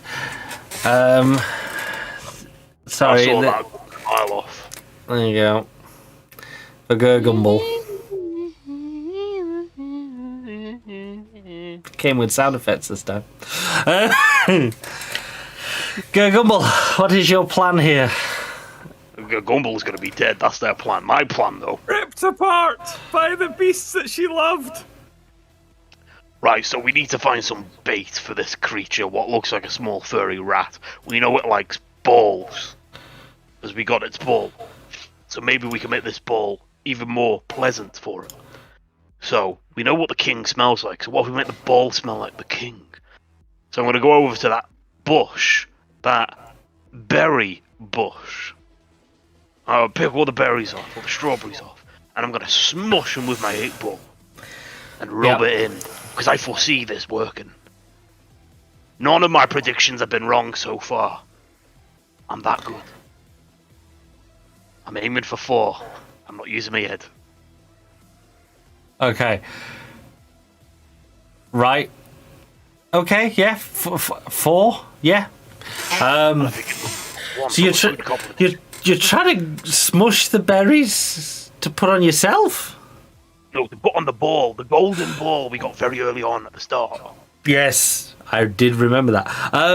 You're going to put on the golden ball. Right, okay, because you believe... Rub it in strawberries, make it smell like strawberry. Right, okay. Yep. What could go wrong? Let's get 4d6. There's no... there is a +1. Ange has given you good goblin on this. Well, next challenge. Wow. This goblin is too powerful. Need the +1. Damn. And yeah, you you rub these berries on this ball, and in the distance you hear this almighty roar echo over, and all the rats disappear quickly back into the holes. They dive back down. And whatever is what you hear is this noise of a creature much bigger, larger, coming towards you. And you have now completed stage 3 of find some sort of bait. Oh god, that looks strange. That has a very interesting effect for us.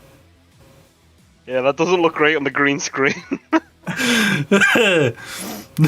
Grumble is deed. Grumble is absolutely dead. You've completed that task, and so we move on to task set number 3, which is find and return Chew-Barka. So great roll there. That's all successes, yeah.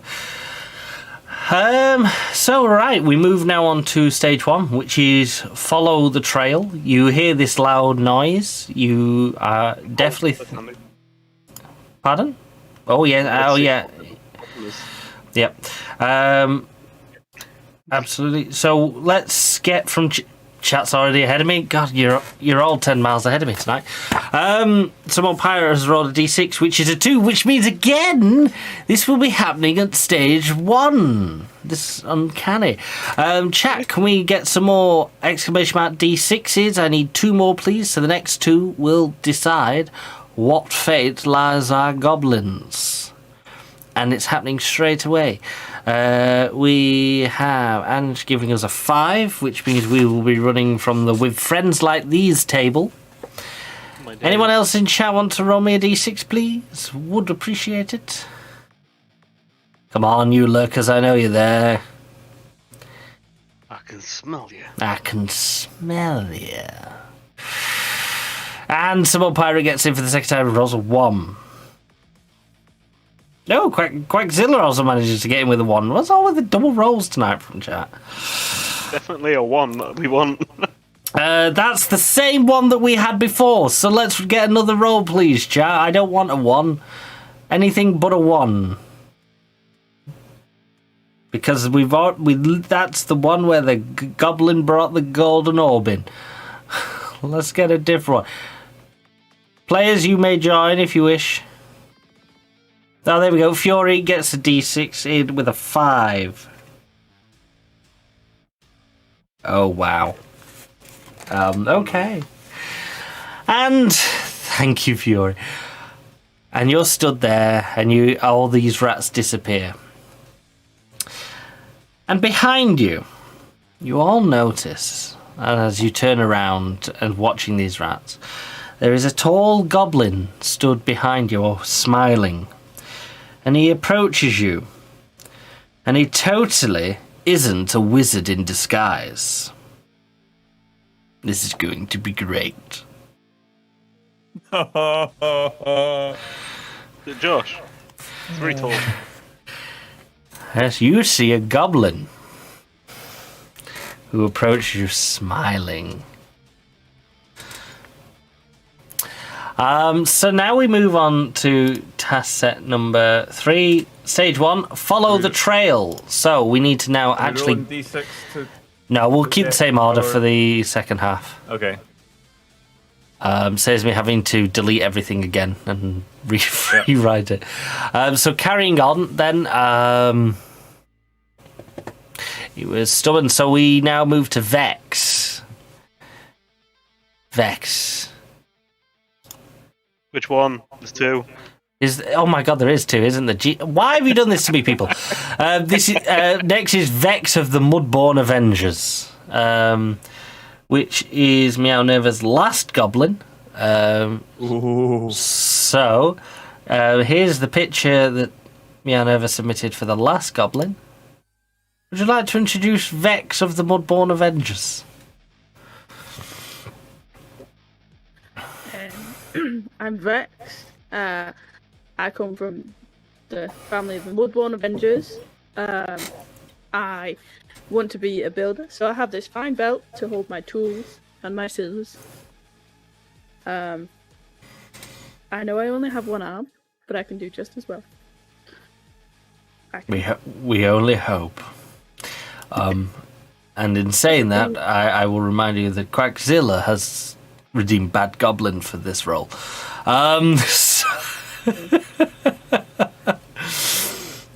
So, what is your plan here? What is your plan, Vex of the Mudborn Avengers? Oh, look at Ange coming in here now with a good goblin to counteract it. Boo! Boo! Oh, it's Bad Goblin. You're not allowed. No, but you keep that in for yourself. But you don't get to play. I'll hold it for yourself, though. Vex is going to attempt to find where the noise came from. Okay.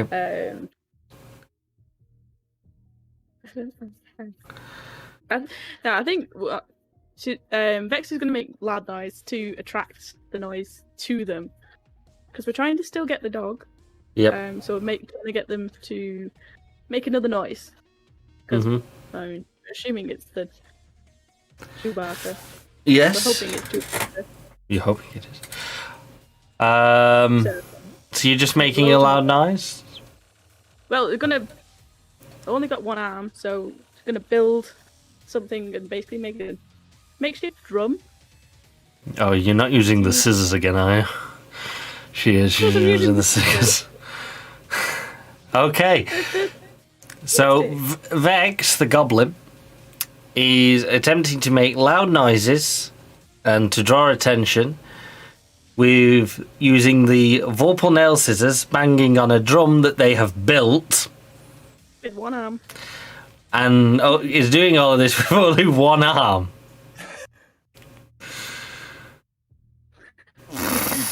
When this is your last goblin.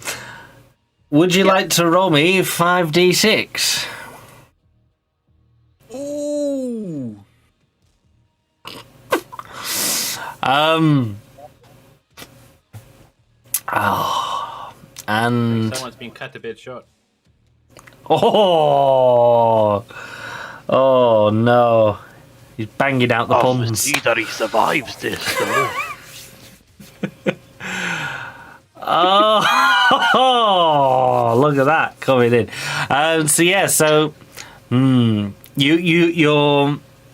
You start banging on the drum, and it's working. You're making noise. The roaring starts getting louder and louder. But suddenly you bang the drum so hard that the scissors fly out from your hand, and they slice into your neck like a dart. And you fall to your knees, but just as you reach the floor, this goblin that was stood behind you smiling rushes over. Oh, let me help. And he pulls the scissors from your throat. As he does, the blood seeps back in with a little glow of magic. And you're not dead, even though you should have been dead. I have the Goblin. They've come back slightly differently. Yes, and the smiling goblin is like, ha ha ha! I did it again. And yes, and you have gained 2 successes to your last challenge. So all of these, remind you, requires 5 successes. So you need 3 more for the first task to complete. So we now move to other Vex. Vex, normal Vex, just Vex on your own. Vex, what is your plan? I'm going. Now that we have to lure in this rogue wee beastie, we're going to try my biggest stunt yet. My biggest spell, if you will. It's going to wave the pool. I'm going to wave this sock of destiny over my head fast enough that it creates a keening noise that will attract ye doggo. Because I am a trained animal wrangler and a friend to beasties. You're falsely.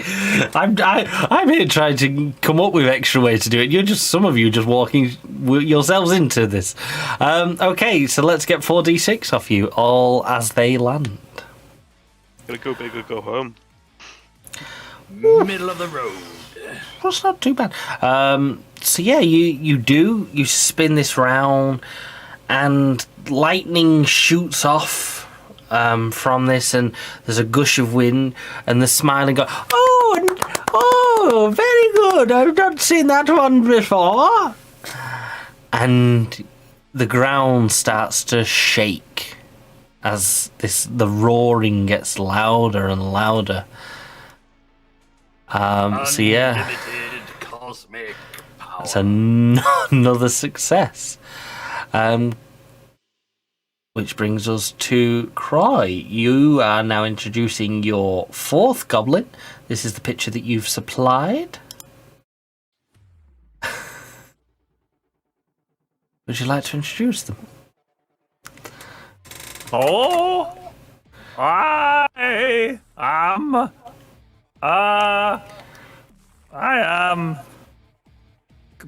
Pickles. I'm Pickles, and I'm a pickle farmer. Go Pickles, I farm pickles. And I am I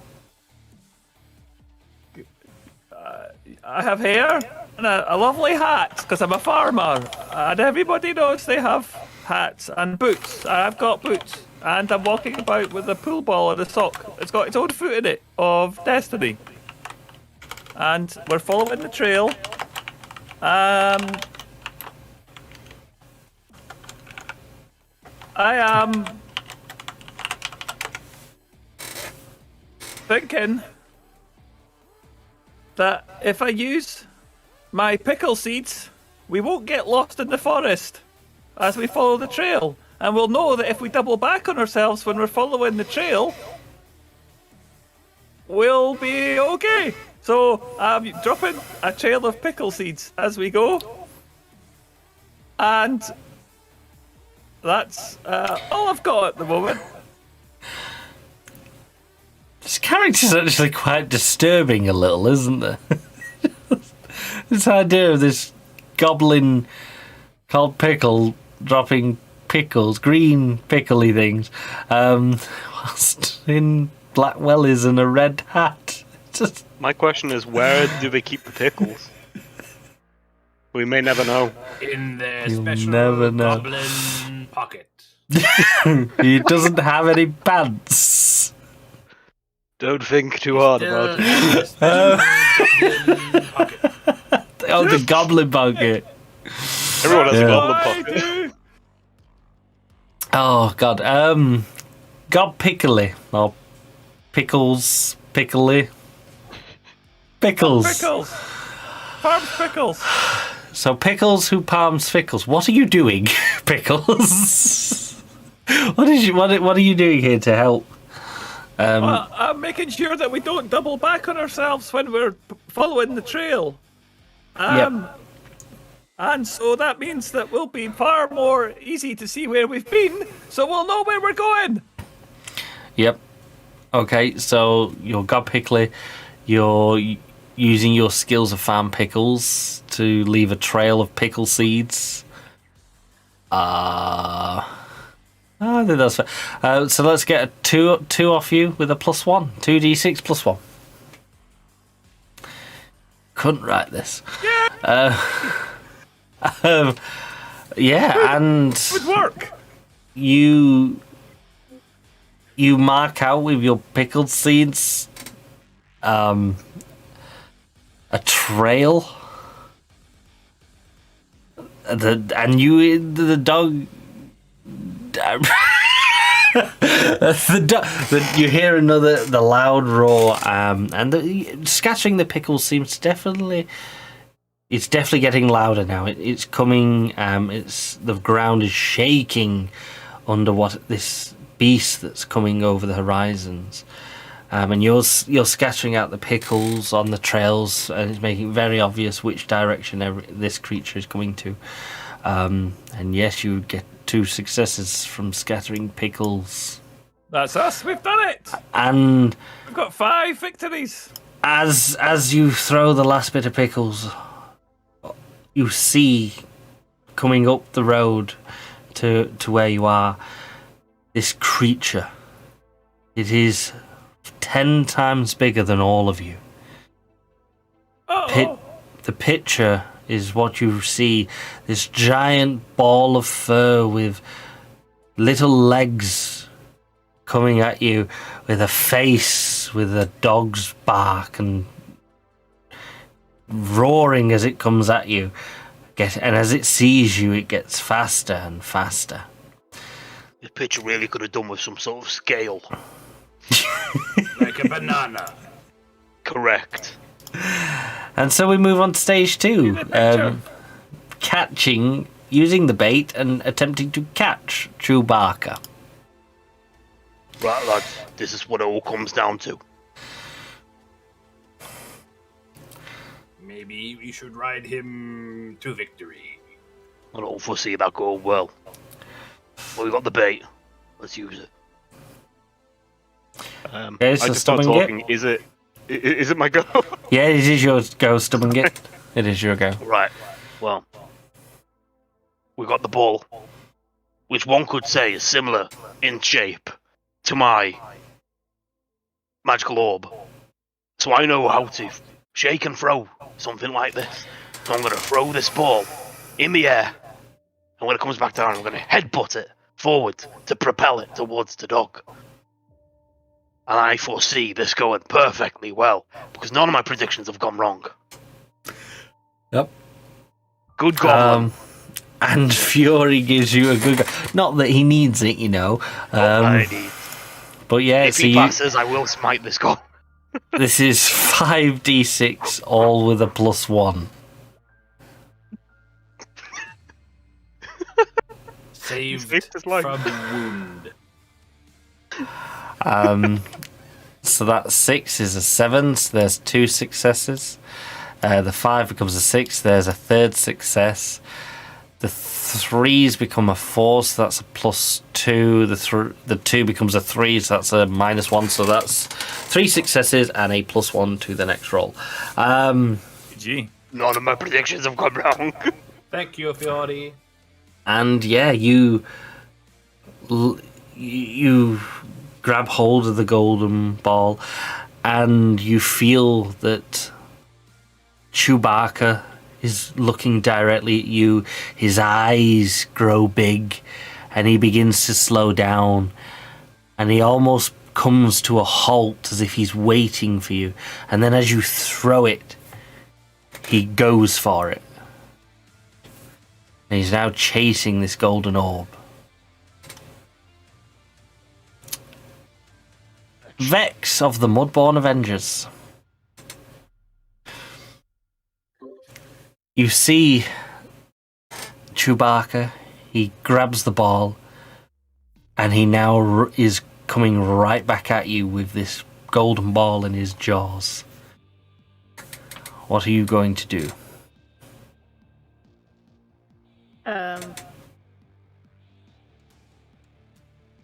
Vex is going to try and somehow build some form of cage.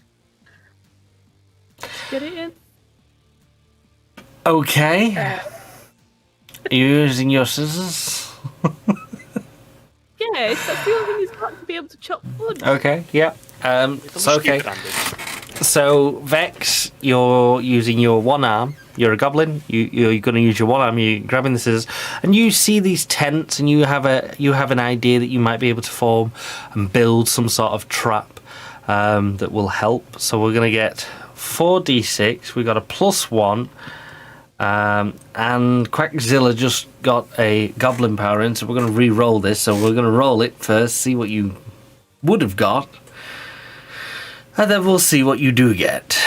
So you've rolled that. There's 2, a 6, a 5, and a 1. That's not too bad. But that's not. You tried to smite Chew-Barka, but they're not a goblin.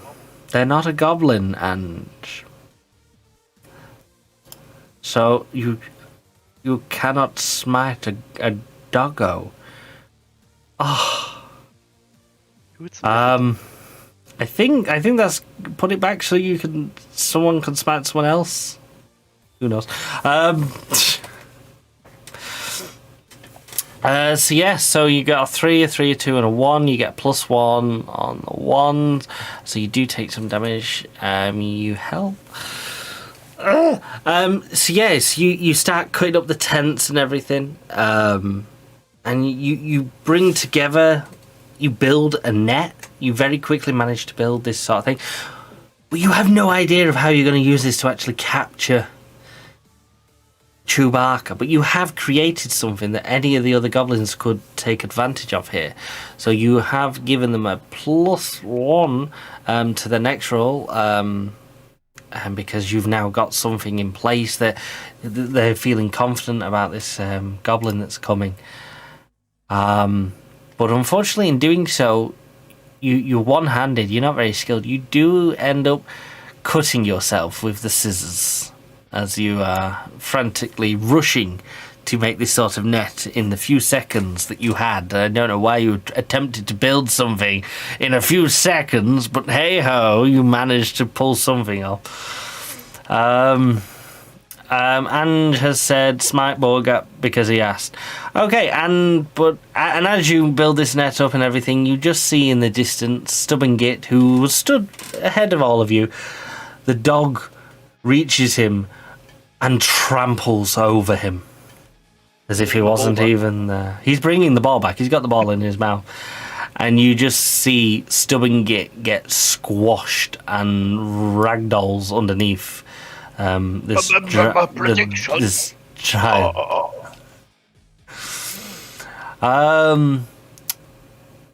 Normal, standard Vex. I am non-standard Vex. Thank you. There's the violin for Stubborn Git, who was a very powerful goblin. Too strong. Too Be left strong. alive. The party will be doomed now. Vex, what is your plan? The dog is almost back to where you all are. You have got a giant net. I will use Stubborn Git to help us one last time. How? We shall turn him into Doggo Treaties.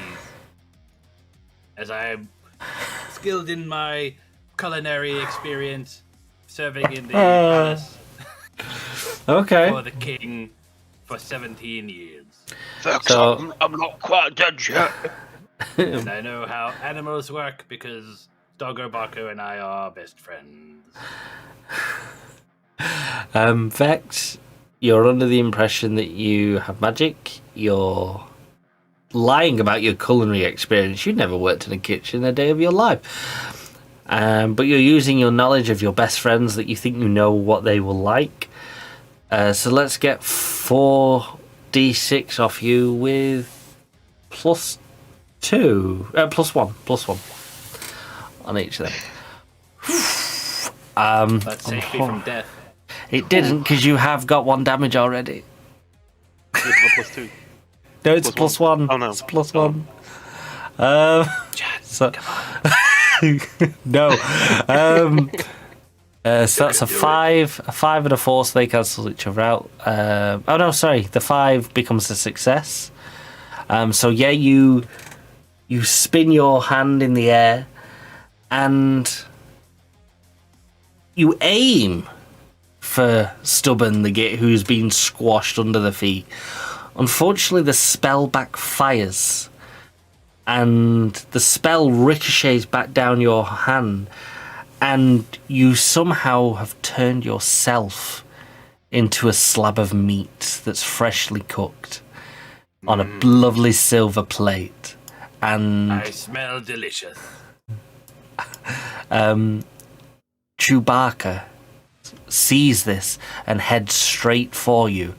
But you do die in the process of turning yourself into this slice of meat, freshly cooked on a plate, I'm afraid. And yeah. But your 2 and your 3 becomes a +1 and a -1, so they cancel each other out.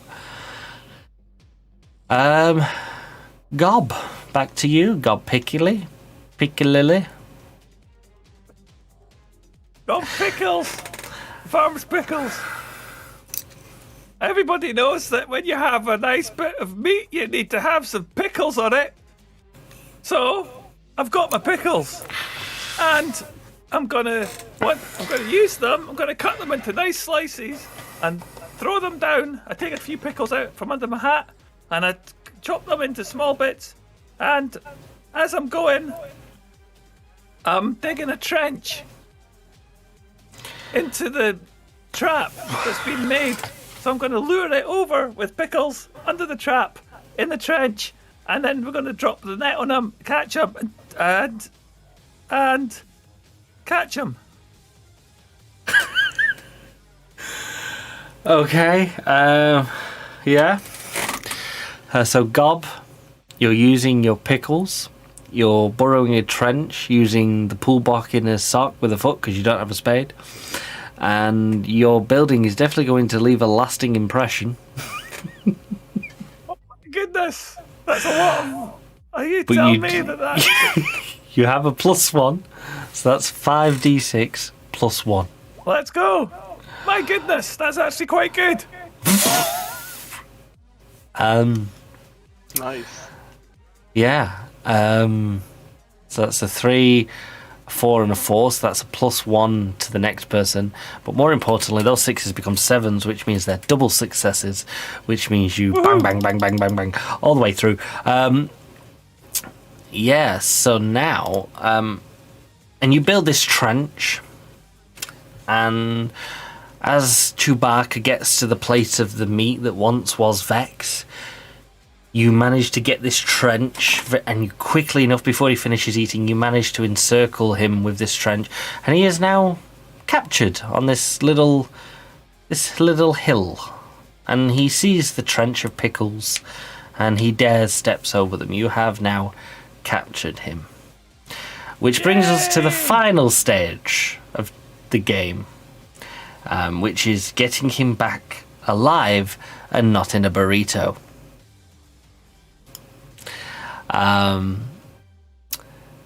And to bring this in, we go back to Borga.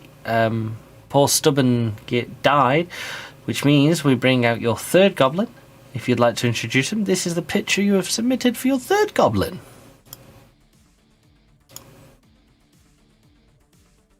So unfortunately, Stubborn Git has died, and this new character walks in from behind a tree and goes, Sam! What's that you're saying, Sam? Someone died here! Oh! And you all see Derek, the most haunted, filled with ghosts. Goes, oh, you're right there, lads!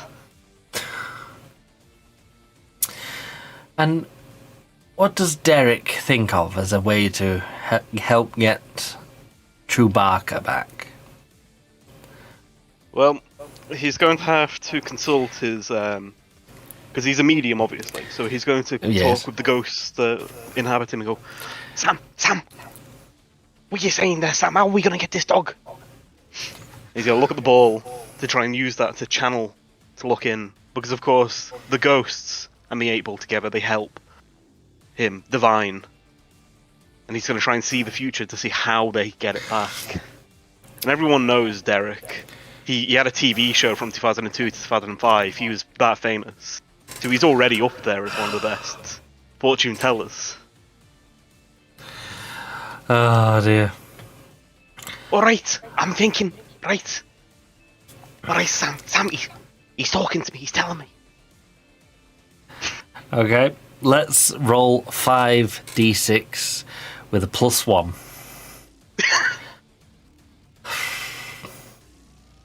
Wow. So that 6 becomes a 7, which is a double success, so 2 successes. And all those 4s become a single success, which makes 5 successes. But a spoon flies from off camera and hits. And yeah, the spirit divination, you perfect it. I tell you what, you tell me, how does this go now? Oh god. You end the story. You end the story now. That was too good. This ending's all yours. Alright, so I see you head into the future. And he's a big dog. And he's a friendly dog. And everyone knows a friendly dog, you can ride it. So we're all gonna climb on the dog's back. And we're gonna ride this all the way back to the castle. To the palace. And Sam's telling me this is the way we do it. And we can ride all the way home.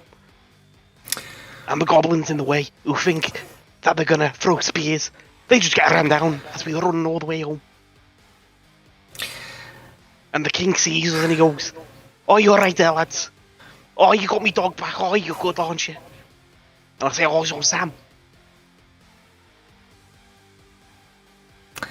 And thus ends the tale.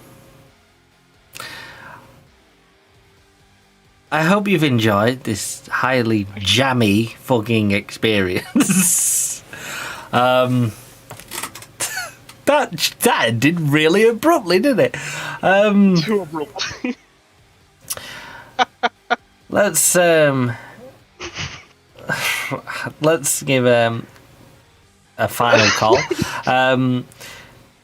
The story ends, the credit rolls. We say hello, goodbye. Goblins did it. Hello, goodbye. Hello, special mentions. Let's see the goblins that we never got to see. Starting with you, Borga. This was your 4th goblin, which was my favourite because it was going to have a French moustache. Yeah, you said it was French, which meant I would have to give it a French. Hello! I am magnificent. Your 4th goblin, which we never got to see. And then finally, your last goblin for the roster, just so everyone can see, was Craig, the one with more eyes. This one was a bit of a weird one for me, to be honest. I think it's almost as bad as Croy's one with the red hat. I think that the two of them are going to haunt me in the night. Oh dear. I see everything. I like to watch. Lloyd, you managed to finish the game with 2 goblins left in your roster. This was your next goblin that was about to come out. This was Bingo Squirrelbane.